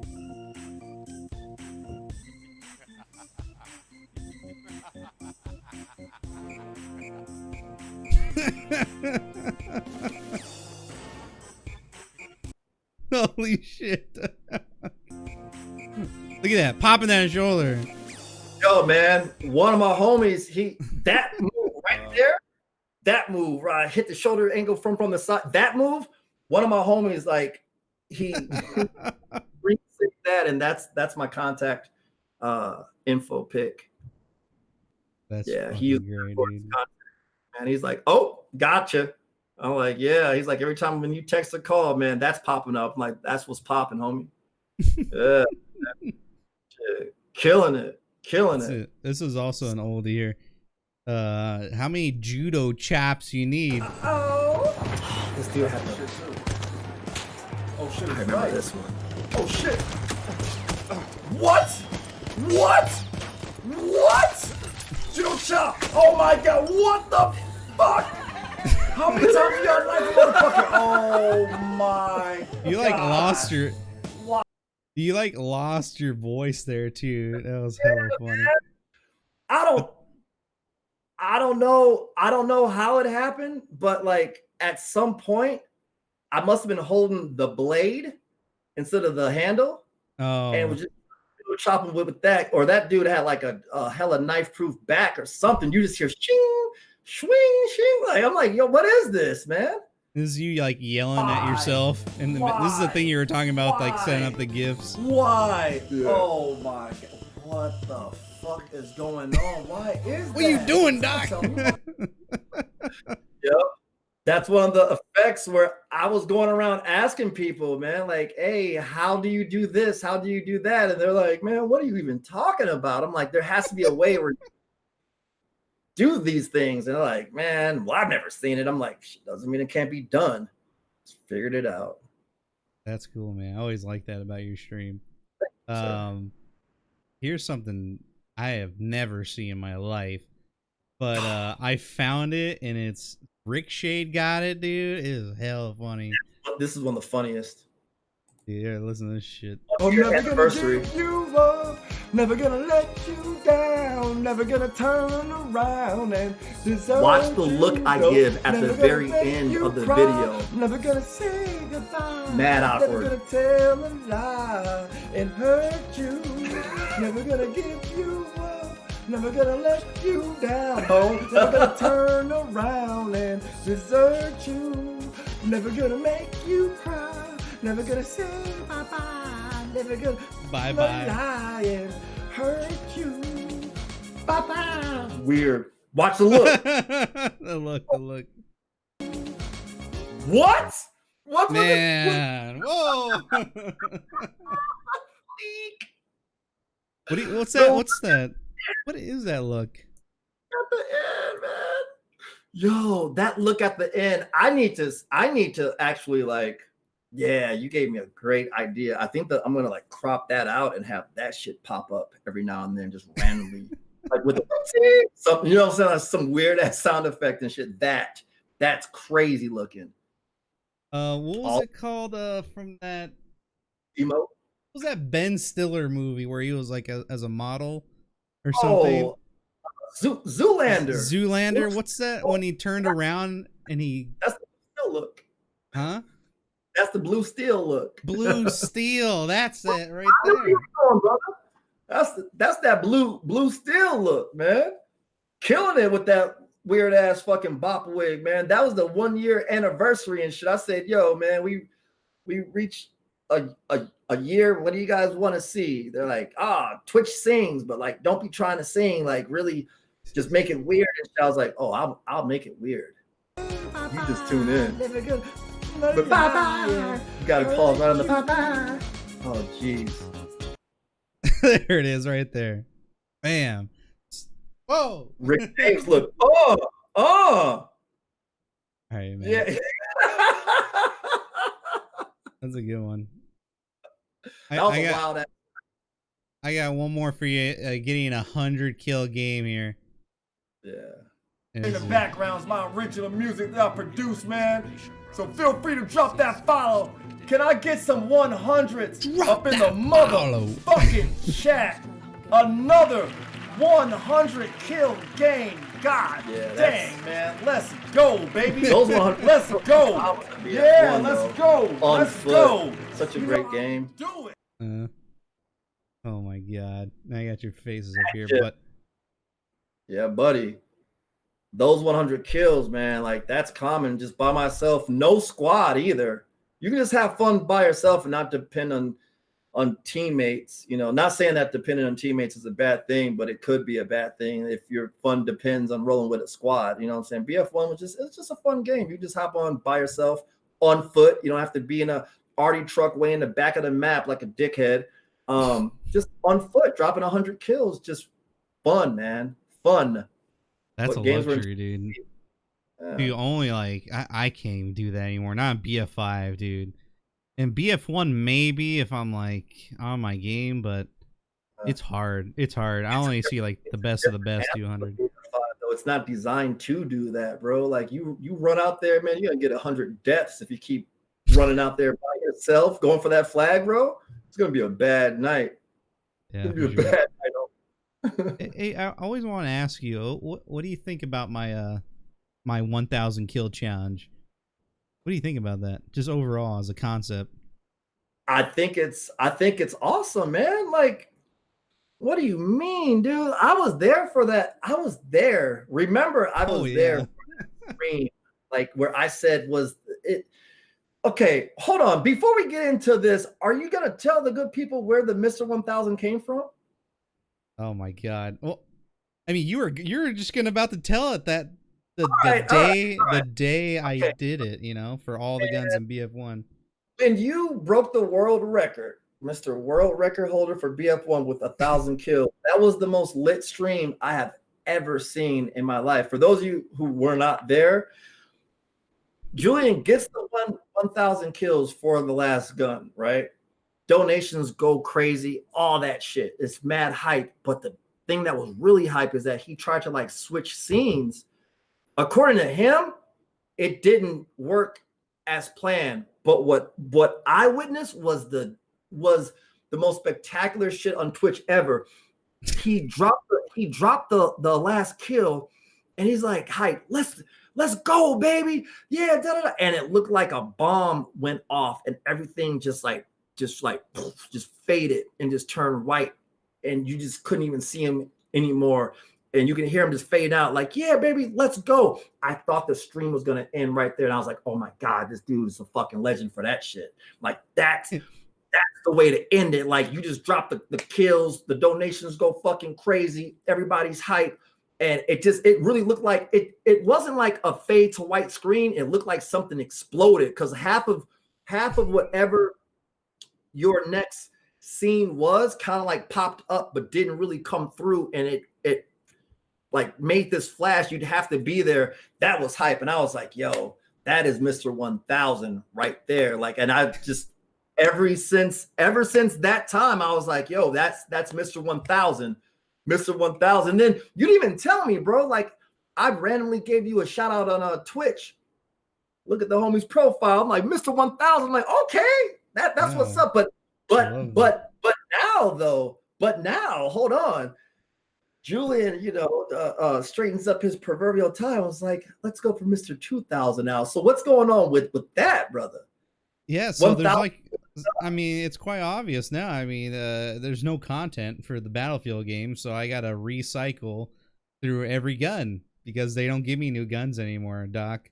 So now we're doing 2,000 kills with every gun. But is it confirmed? Like, are you for sure, like, for real that they're really not gonna? They have to come up with some kind of. They're gonna have more content, of course. I mean, gotta keep it popping though, right? Yeah, I got bored, so I didn't know what else to do because there's nothing else coming out for another month. So I'm just going for 2,000, but I might stay away from MMGs. Like, I don't want to prone and shit. I don't want to snipe too much. Yeah, and I don't want to use the Panzer Bush, the AT rifle guns where you have to prone to shoot them. It's kind of similar. You know what I'm talking about, right? And so yeah, I'll probably leave those to last. But by the time I even get to those, I hope I'll have a new gun to play with at least. Oh, man. I hope so too. Like probably wait till May. I think May will have all the guns and the new chapter and everything. So you could do it. Yeah, but no, that day was crazy. For those that don't know, I was trying to get 1,000 kills with all the primary weapons in Battlefield 1, and I've been doing this since Bad Company 2. But I started streaming during Battlefield 1, like all the time. I would stream all the time. That was about 2 years ago, and it was just. It was an interesting experience because Battlefield 1 is notorious for having terrible weapons. I mean, downright, this is not what you should be playing with in this game. And then later on in that lifetime of BF1, they started adding the tanker pilot class weapons into the main classes. And I was debating with my chat. I was like, wait, these are primary weapons now, but they're terrible. Like, The what was it? The MLE something. It was like a pistol. Yep. I You know? remember. Yo, man, like Extended guys- MLE or something. there's a lot of new Battlefield players that haven't even really messed with BF1. So to get 1,000 kills with every primary weapon is like crazy. Because like Julian said, there was some weapons in there that was just like, damn, you got 1,000 kills with that weapon. Like, there's just some weapons that it was work, man. Like that's you gotta respect that. You gotta respect that. You know what I'm saying? Like you have to. That's work. And 1,000 kills. Just imagine getting 1,000 kills with the weapon that you dislike the most, and just multiplying that times all the weapons that were bad in BF1 because there was a lot of bad ones. You know. and holding a 3+ KDR as well. Wow. I have a 3.3 now in BF5, which is Oh wow, that's awesome for BF5. What? yeah. I mean, that's awesome. Look But at I'm the saying- stats. I'm the only person that has 1,000 kills with all the Gee. tanker pilot wait. class weapons and all the main class weapons. Oh yeah. Nobody else dares to try. Yeah, man. And they and even if they did try, you know, it doesn't matter because you've done it first. So Yeah. you're late. You're late. Oh, Julian can do it, then I can do it. But you're late though, homie. Like, Why would you ever do something like that? would I ever do something like that? Nah, man. That's all you, Mr. 1000. No, man, I'm just nah. Like when I'm playing games, I'm not here to play games at the same time. You know what I'm saying? People be like, "Oh, why don't you use what was that small pistol called? You know the one, the little tiny The Calibri? Calibri." They're like, "Use the Calibri." I'm like, "Read the title." Because the title, you know, it's #1 in the world in kills with the Fedorov optical on Xbox. You know what I'm saying? I'm like, nah, man, like I'm cracking these jokes and laughing, you know, but I'm not gonna be just switching up to any old gun, man. That takes a different type of dedication, you know, to just murk people, get 1,000 kills with the guns you hate. Yeah, I couldn't do that. Not with pistols. Pistols are not something I was trying to get 1,000 kills with. Oh, everyone's like, "Oh yeah, it's time to get 1,000 kills with the Liberator and BF5." I'm like, fuck that, dude. That you know how long that would take? Like probably 10 years for me to finish that. What would your mental health be like after that, though? Could you imagine? I would hate playing video games forever. I probably never play again. Yeah. It I mean, gets with so all bad. those snipers, and you got to somehow kill him with the pistol, like. No. Like, nah, man, we're not doing Mr. 2000 pistol kills here. Like that'd be a long gaming session every session. Like some of the pistols in BF5 are pretty good now. They buffed them a few patches ago. It feels like I still think the BF1 pistols are way better. Like BF1 pistols were fucking used. Okay. In BF5, they were not used at all because they were shit. But later on, they brought in some new weapons and they buffed a lot of the things. Brought a new revolver, yes, for Secret Squirrel and all you guys. That gun's crazy. Yeah, the headshot maniacs out there. You said that BF5 came out with a new map recently, Outpost, or is that a new map? So Outpost is a new game mode. New game, okay. Yeah. And I think we'll see it next week or something. They'll bring it back. It's just a game mode where you build like towers around the map, and you got to keep them up. And so the enemy team is trying to destroy your towers that you're building. Okay. And you're building up points or like resources over time.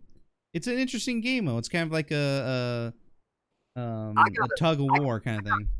About that, do you think that there's a possibility that along with that new game mode they might sneak in some new guns, like as a surprise, you know, like just so what they're doing with new guns now is they're no longer adding it as like a weekly reward.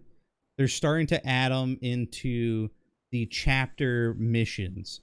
So a chapter is over like 3 months of of time, right?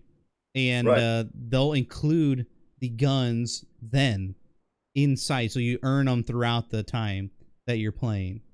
So yeah, they saw numbers and they saw that there was more gun ownership when they did it that way, instead of doing a challenge for the week, unlocking the gun and then playing with it.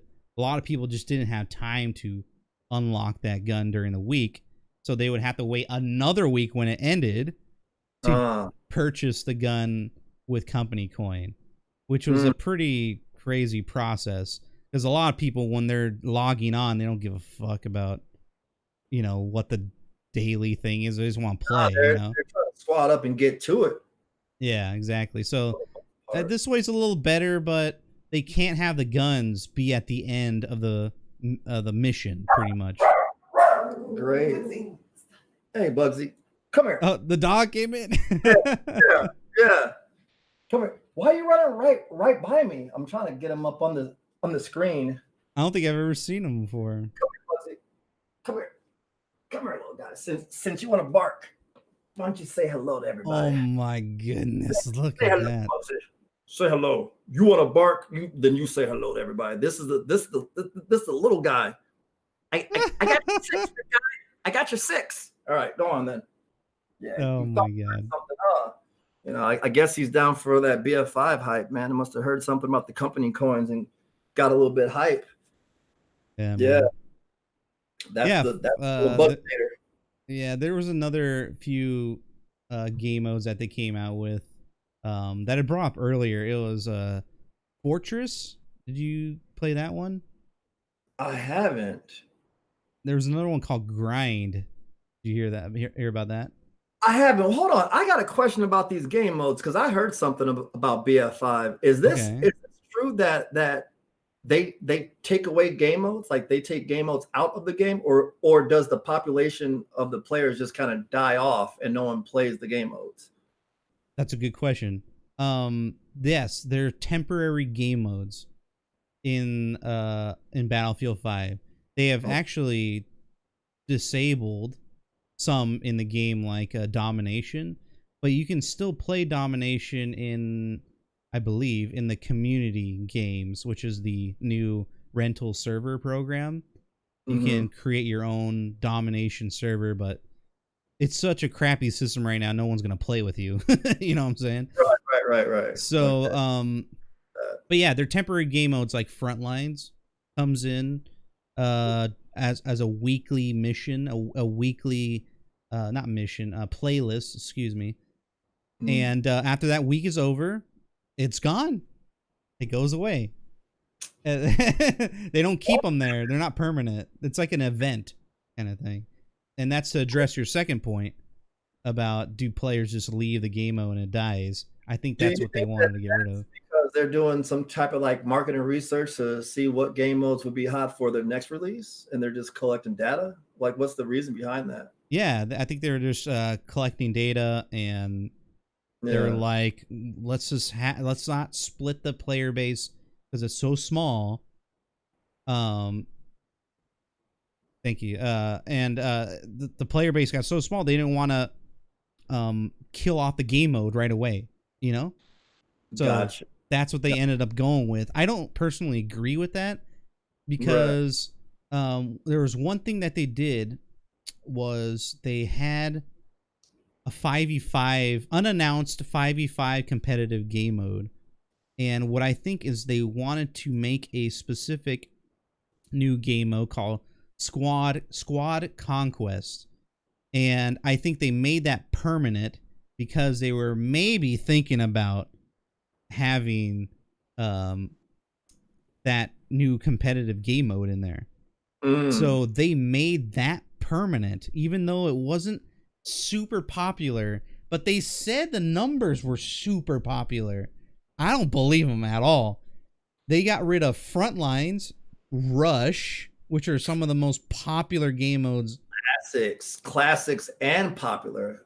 Yeah, wow. Classics. They got rid of those, but kept Squad Conquest, which is basically where was small Squad Conquest popular in? Like just their office or what? Like was it just a hit in in their headquarters, or like where was it popular? I don't know, man. I had a theory that What? Why would you do that? Like, why would you do that? I have no idea. It's 8v8. No, it was Squad Conquest is 8v8. The 5v5 would have been the competitive game, which would have been a whole different thing. But I think there was a structure around it. There was a whole you had to have that game mode there so you can implement that game mode. I don't know. The theory is probably really wrong. I don't know, but I found it interesting that was the only new game mode, the weekly game mode that they made permanent, and nothing else was ever made permanent. Rush was never made permanent. Frontlines was never made permanent. Grind, which is really popular. Grind is probably one of the most popular things. Like, who knows what that might bring to the table, you know? Just leave them in. That's what I'm thinking. If it dies, it dies. Yeah. And you said that they would have these up for a week? Yeah, 1 week. That's not enough time to really collect proper data, though, really. I mean, just leave them up. Just leave the game modes up. And like you said, like, you know, just like dude from Rocky said, you know, if he dies, he dies. If it dies, it dies. You know what I'm saying? Like, just leave it up. Who knows what kind of player base that might bring. They kept certain playlists that were very popular, like the Pacific playlist. They kept that permanent throughout the chapter. That was one of the newer things that they did. Very, very interesting what they did there. Right. But yeah, they're all over the place, Doc. A lot of the decisions they make are just really weird, and they're very out of touch in our view. Like, this is in our opinion, we feel like it is. And because they keep giving us these crazy rotations or these playlists with like the worst maps in the game, like just to spite us, you know? And it has like nothing but tanks or anything. And then we're like, oh god, like bring us something like we actually like the good maps, put the good maps in rotation. And then the next week it's like the worst maps again, and it's like an extreme weather playlist that no one ever asked for. Oh man, that one was bad. I watched some streams where that was going on, and people were like, I can't see shit. Yeah. You know, like I don't understand. I don't understand why do they continue to listen to the wrong feedback, because that's part of why all of this is happening, you know, and that's why they're out of touch, because you know, I feel that they may not be. Yeah, most of the people on the forums, and like I stated, this happened in Star Wars Battlefront 1. Most of the people on the forums in Star Wars Battlefront 1 that were complaining were most of the people that were getting murked. Like they were getting murked. Like I remember certain names that I would murk in that game, on the game. They had the same names in the forum. I'm like, damn, this dude's voice is getting heard.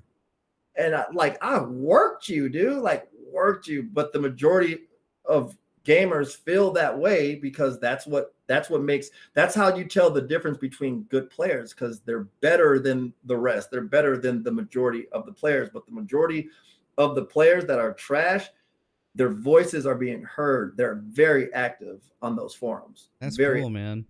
But like, yeah, they be more active forums though. Yeah, they released a new playlist for us that was actually really good. It has all the decent maps in it. And we're like, wow, this is great. Like, you had that once before. It was called Side by Side Playlist. That's what they called it as a title. Side by Side. Yeah, and that had all the good maps in Conquest, or all the city, urban area maps. They were good. Not too much tank. And if there was a tank, it would be like 1 or 2 on each side. Nothing too chaotic, you know? Sure. And they added that this week, so we're having a lot of fun playing that. They should keep doing that. They're also thinking about having communities pick the playlist. Now, that's all they can do right now, and that's pretty easy to do from home, you know, during the pandemic. But like, absolutely, dude, all this can be resolved if they just gave us the tools for the rental server program. All they gotta do all they gotta do. And Also, though, like think about that. There's other games that's done that. Yeah. Yeah. Think about it. What is that? Trials. You ever heard of a game called Trials? Yeah. Yeah. Game's awesome. You know, they give you the tools that they've made to make the game basically. You know, they've been doing that. They've been doing that with what is it? Was it Halo? A couple of other games where it was Halo. I don't know which Halo, but you know, you design your own. You can design your own maps and design your own game modes and stuff. Like, have that out there, man. That'd be pretty damn cool. And then if you have all of those tools, then you can also put the TTK wherever the fuck you want it. Oh god, thank you, Azir. I'm sorry if I cut you off there, but yeah, I keep forgetting to update the guest command. I always have like the previous guest. I'm so stupid. I keep forgetting that shit. But yeah, thank God for this rotation for sure. Good looking. Yeah, good looking out, Azir. God, man, thank you so much. Husker Brobs. If we had those tools though, that'd be really interesting. Imagine that. Imagine, Doc. Oh my god. They should really work on it. It can't look like that. That can't hurt where the state of the game is currently. It can't hurt it. You know? I feel like they'll lose control of what they want to sell as new content. I think it's because of how the weekly challenges are set up, the Tides of War missions are set up based on their playlist. You know, their playlist caters to those missions. And I feel like if they just have the community set up a 24 hours underground, and the mission for the week is to get tank kills, like they feel like they're gonna lose control over that. And I say they should just stop and let us take over, because you guys are not good at it. Just hand it over. Just plain simple. Like, bring it back how old Battlefield was, how Battlefield 1 was. I mean, just let us make our own community, right? We're called the best community in the fucking world. Hello, remember that? You don't like your best community in the world? Oh, it's all about you now, Dice? Okay. What's up? We earned that fucking title, okay? We gave ourselves that title. We don't need Dice to tell us what to do, but awesome community though, man, especially for Twitch. Battlefield community stands out. It stands out, you know, like they also make Star Wars, which is a completely different community. The Battlefield community is awesome, regardless of if the Battlefield game is good or not. The community on Twitch is great. The Star Wars community on Twitch is a different story, man. Yeah, I do this Battlefield show for the community. All right. Absolutely. I just hope Dice would participate in the community and maybe do something about it, you know? And maybe we can be influential. Who knows? Like a game changer. I don't know. Just saying, there's no other Battlefield show, Dice. So they stopped doing their little shows. They would stream on Twitch. They would have their own preview of the next update, and they would have gameplay in the back. It would be high production, right? They would have developers come in and talk about the game, all of that good stuff. I was like, dude, you don't do that no more here. Like, you know, stream on your. This show is better because everyone that they've had on their show, they'll never talk about what's wrong with the game. They're just trying to sell it to you. This show, however, you're going to get so many different perspectives on the game with who you interview. So this is the realest right here, though. I mean, I have a guest on. His name's DocMiaz, and he don't even fucking play Battlefield 5, but we're still talking about it, and you're learning things. You're learning things too, I think. We're still talking about the way that this works, why it's happening, why it's like this, why Dice, you know, you hear that all the time. these are some of the theories as to why this might be happening, you know. And I didn't like BF5 from the get-go, man, like from the jump. In fact, I didn't purchase that game. I didn't buy BF5. So, you know, for those of you guys thinking like, oh, well, you don't like it, then why'd you buy it? I didn't buy it. In fact, it was a gift from one of my awesome viewers on Twitch, which I tried to talk him out of it. I'm like, hey, bro, like, please do not waste your money. I'm one of the first streamers that try to talk you out of a donation, but I'm like, please don't waste your money. Don't do it. Don't buy it. I'm not interested. It's not my type of game. I'm content with BF1.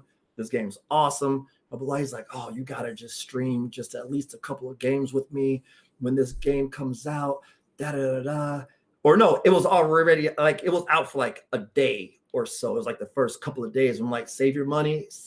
He's like, he just put, fuck that. And then the donation alert goes off. Yeah. At that point, I couldn't just like pocket the 60. Everyone knew what the conversation was. You know what I'm saying? I couldn't just be like, I told you I didn't want to buy it, so that's on you if you drop the money. I'm like, all right, dude, fine. I'll play a couple of games and shit. And I did.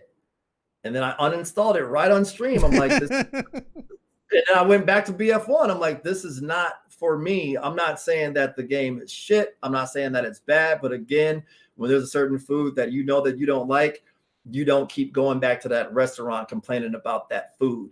You just don't order that meal. And I didn't. You know what I'm saying? No, wait. I ordered that meal again. I take that back. The whole Christmas new thing with that update. What was that, Julian? 5 point what? 5 point. There's a few of them. 5.2. The first of the fives of the recent. 5.2 was when they screwed us. Right. That one. And I only came back because people kept on coming through the stream just complaining, just mad. They were like, yo, it takes so long to kill people now. This game feels like BF1. I said, wait, what? Man, I reinstalled that shit so fast to find out what was going on. I was curious, man. So it's crazy, dude. 5.0. Fun too. I had fun playing it. Yeah. I had 5.0 was the greatest update for Battlefield 5. That's where they made the most money, I think, with the new specific content. Like, was 5.0? I don't remember. Maybe somewhere like August, September. See. But that's when we got a whole new theater of war. It was fucking crazy, dude. We were pretty hyped about that. You know, like, why couldn't they just leave it there? Because that 5.2 had people uproar on social media, man. People were outraged. Oh yeah, after that, then, because they did it again. That's the second time they did it, and people they'll do it again. Like, it's not over. Fuck that. There'll be more. They do it again this December, dude. I'm out. I'm out. Easy out. Hey, I gave him, fool me once kind of thing. You know what I'm saying? Like, dude, third time, like, I'm fucking out. You gotta know it in your heart that it's not the last time, because bad players will always complain about something. Like, it's an infinite complaint when you're a bad player. So, and like I said, they're very active on the forums, man. Their voices are heard. Like, they don't have any power against us because we just murk them, but on those forums, man, they have mad power because there's so many bad players. There's gonna be another update, and it's gonna fuck with somebody's gun. It's gonna happen. It might not rebalance. They can rebalance guns, but you can't overhaul the TTK ever again. And if you do, it's for the next Battlefield game, and you do that shit in the alpha and beta, and then you stop. You do not change it anymore. You rebalance the guns. That's how it works. What did I think about 5.2? I thought that 5.2 was pretty cool. Like, it wasn't no BF1. It wasn't like what people were saying, but I can understand where they were coming from saying that when you've been playing Battlefield 5 for so long and you're used to a certain time to kill or a certain amount of health that you and the other players have. I get where they're coming from, but like, I thought it was pretty cool. Like, to me, it was a minor improvement because I don't like the fast TTK. I don't like the lowered health. Like, I didn't have a problem with it, but it just seems like that even even This their is- next update after 5.2, like it just seems like that what people were telling me that it was still messed up. Like it broke other things. It was the same health. They didn't change the health. It's just the bullets to kill was slower, and they reduced the distance of how much damage over distance. That's So was what it they did. like, Say again. so was it still messed up? Like the update that they did to correct 5.2, like after that update, were there things still slightly off about it? Were certain guns still like deemed unusable? You mean like where we're at right now? What update are you guys on now? 6.2. Okay, no. So look, we have 5.2 in December, right? Yeah, somewhere around there. There was November. an Yeah. Okay, so there was an update right after that because everyone bitched about the 5.2. I Yeah. take it was 5.3, possibly, right? It was called 5.22 and it was a hot fix and it changed nothing. Really. Okay, so that was my question. So like it changed nothing. Like at what number and point did you see it slowly start to get back to the Battlefield 5 that you liked? Was it a 5 point something, or was it not until the It's 6 where we're at point- now. It's where we're at now. That's a long time. 6.2. That is a very long time. That's a long time for November, bro. That's a long time to have to deal with that. Wow. My heart goes out to you guys for, get through that shit, man. I don't like it. I don't play it. I don't even bitch about it. I don't complain about it. I just pretend like it's not there. Yeah. Just, my time is valuable, and I can't put myself through that, So tell the audience, what are you playing now? What are you streaming? What's your schedule like? These days I'm streaming Jackbox Party 6, playing with viewers. Look that game up. Tons of comedy. Jackbox Party 6, very interactive stream. I'm streaming that. I'm streaming a little bit of Star Wars Battlefront 2. I still stream Battlefield 1 every now and then. Yeah. Like once every couple of weeks or something, I'll stream some Battlefield 1, even though there's no one there except for the community that you bring, because the viewership is ultra low, but the game is so fun. It's like, you just gotta play it. But for the most part these days, it's definitely Jackbox Party 6. That's what I'm streaming these days, and it's just nothing but comedy. What time usually? My streaming schedule is Monday through Friday, 9:00 Mountain Standard Time, 9:00 p.m. Mountain Standard Time, Monday through Friday. If you go to my Twitch page, it's in my profile. Yeah. Cool. Yep. We got one more topic here. I think we're gonna end it right after this topic. Again, I just want to thank everybody for hopping on. Thank you for the raids and the follows. If you guys enjoy the show, the program, consider giving the channel a follow. I have this every week. Bring on new guests. Of course, if you guys like DocMiaz, I'm telling you, he's the best. And go follow DocMiaz. Azer, put up the guest thing that you made, the command. Have a link to DocMiaz right there. Click on that and go follow DocMiaz whenever you can. Last topic here from J-Dog. The Piat, the Panzerfaust, and the Bazooka, the rocket launchers. Okay, you probably didn't play. Okay, hold on. First off, Doc, you were a medic, or you played a lot of medic, right? For BF1. Yeah. So you don't have that much ideas about launchers, right? Not really. No, that's a question more for you. Like my thing is about, I'm a medic, but on BF5, I would have to play engineer because they switched Switched it. Yeah. Like the medic class was the assault class in BF1. Right. Yeah, it was different. So that would be more of a question for you though. But one thing that there was something that we didn't share Julian, about the whole like being #1 in the world in kills with the Fedorov optical on Xbox. I didn't tell you the story behind that. I didn't know that Battlefield had leaderboards. I had no idea. Like the last shooter that I really got into like that was Call of Duty, and their leaderboards was on the game. It wasn't a separate site. So I just didn't think that they had leaderboards. I didn't even think about it. You know, I'm just out there playing the game. I found a gun that I like. That's how I do in all shooters. If I like, I go through all the guns. If I like something, I stick to that. That's my go-to. Let's play. You know, and there was a dude running around, and I didn't know at the time, because like I said, I didn't know that they had leaderboards. He was, you know, he was like, hey, I'm #1 with the Fedorov optical, and everybody was, you know, patting this dude on the back and praising him and stuff. And I was like, you know, good shit, you know, good for you. That's awesome. And I really meant that too, until someone texted me with a screenshot and said, hey, bro, you're #1 in the world. It's like someone told me I was #1. I didn't even know it. And I'm like, who? They're like, you. I'm like, who you? You like what? Like, I'm like, so this dude just running around just like claiming this damn spot forever. And I didn't even know it. So we were in the same Discord. That's cool. And then he takes some screenshot, like, no, it's me.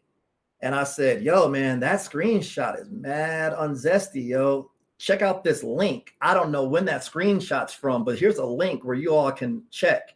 And, you know, fact checked it. And everybody was like, oh, shit. Like, yo, man, like you looking like a fraud, homie. You know what I'm saying? Then, dude, of course, he just changes his story to, oh, well, my medic score is better. It's like, I mean, I'm better than you at tennis. Then it's like, what the, like, it was a weird journey, even becoming #1 in the world with that gun. And then you get people just out of the blue, man. Like, you know, you would raid somebody who plays Battlefield and stuff, and then you know, like you kind of like when you're #1 at something, you kind of see where people are at as far as like how they really feel. You know, some people like good job, and other people's like you'll raid someone and they're like, oh well, you know, I could have been #1 in the world with that gun and this, and this. It's like, I just rated you, dude. Like, what are you doing? Like, why are you like, what the fuck, man? You know what I'm saying? And then there's people who think, oh, well, he's just trolling or he's just trolling. But then when you go to someone else's stream, not even talking to that pencil dick hating ass individual, not even talking to him, and he brings it up again, it's like, nah, dude, you at this point, you're not trolling, you're jealous. Like you're jealous. And I was playing BF1 before BF5 was even out. So this is for any, like, I tell this story because this story relates not just to Battlefield, but whether you're good at something in school, whether it's sports, whether it's a promotion for a job that you're going for, just don't stop. Don't listen to anybody. Just keep doing what you're doing, because every single movie, everything has haters in it. Like, you have to be triumphant over something, or else it wouldn't be a very good movie. It's like, okay, this dude did this and he did this with no problems. Big fucking deal. Boring. So whenever someone's hating on you for anything that you're doing, just know that you can't accomplish any goals without them. You're the star of the movie. They're the extras. Think about it. Man, that was the greatest tangent of all time, DocMiaz. We were talking about rocket launchers there for like a minute, and they were like, all right, I got better time. Yeah. I use some real talk, though. There you go. No, that's real. That's real. Thank you. But yeah, going back to the launchers, dude, they're okay. I mean, the Piat's good for close distance. The Panzer is for medium, and the bazooka's for long. There you go. What else we can talk about? You know what I'm saying? Yeah. That's the way it is. Man, I don't use them. I don't play that game. So, you know, like I said, that's a question for Julian. Let me say this before the stream ends, because someone's going to get something from that. One person out there is going to be like, yeah, I feel like that. I feel like that. That's going to help someone. So, and that's what my community is mainly about, helping people out and shit. Hell yeah. Go follow DocMiaz again. I appreciate you guys for being here. We're going to end it on that note. We've been Sure. going for 3 hours and 38 minutes, Doc. Mm-hmm. You know it. I knew this. I feel like if we had more questions, we would be here for like 5 hours. I swear to God. Easily go that route. But it's time to end tonight, ladies and gentlemen. Thank you guys so much. This has been another episode of the Battlefield Show. We'll be back with another one next week. I have somebody lined up, I think. We'll see. I don't know. There's a lot of crazy shit going on in the world, so we don't know what's going on. But I'm definitely going to have one next week. Saturday, 8 p.m. I'm going to try. Follow me on Twitter for live updates. DocMiaz is also on Twitter. Go check him out as well. Yeah. DocMiaz Productions. Hashtag Sure. Team DocMiaz. Go check that out. I'm glad you guys were here to join us. Stick around. We're going to go raid somebody. All right. Somebody in the Battlefield section or Doc, are you streaming afterwards? Just want to double check. No. Okay, gotcha. Okay. Otherwise, usually I like raid the person or raid the guest, you know, if they're gonna do a show afterwards. Pass that to somebody else, bro. You got Yeah, it. for sure. Okay, guys, thank you guys so much. Have a safe rest of the weekend and a safe next week. I'll be back probably tomorrow playing some regular old Battlefield. I'll see you guys later. Doc, I'll say our goodbyes on the other side, okay? Sure. All right, guys. Take it easy. Have a good night, guys. Bye-bye.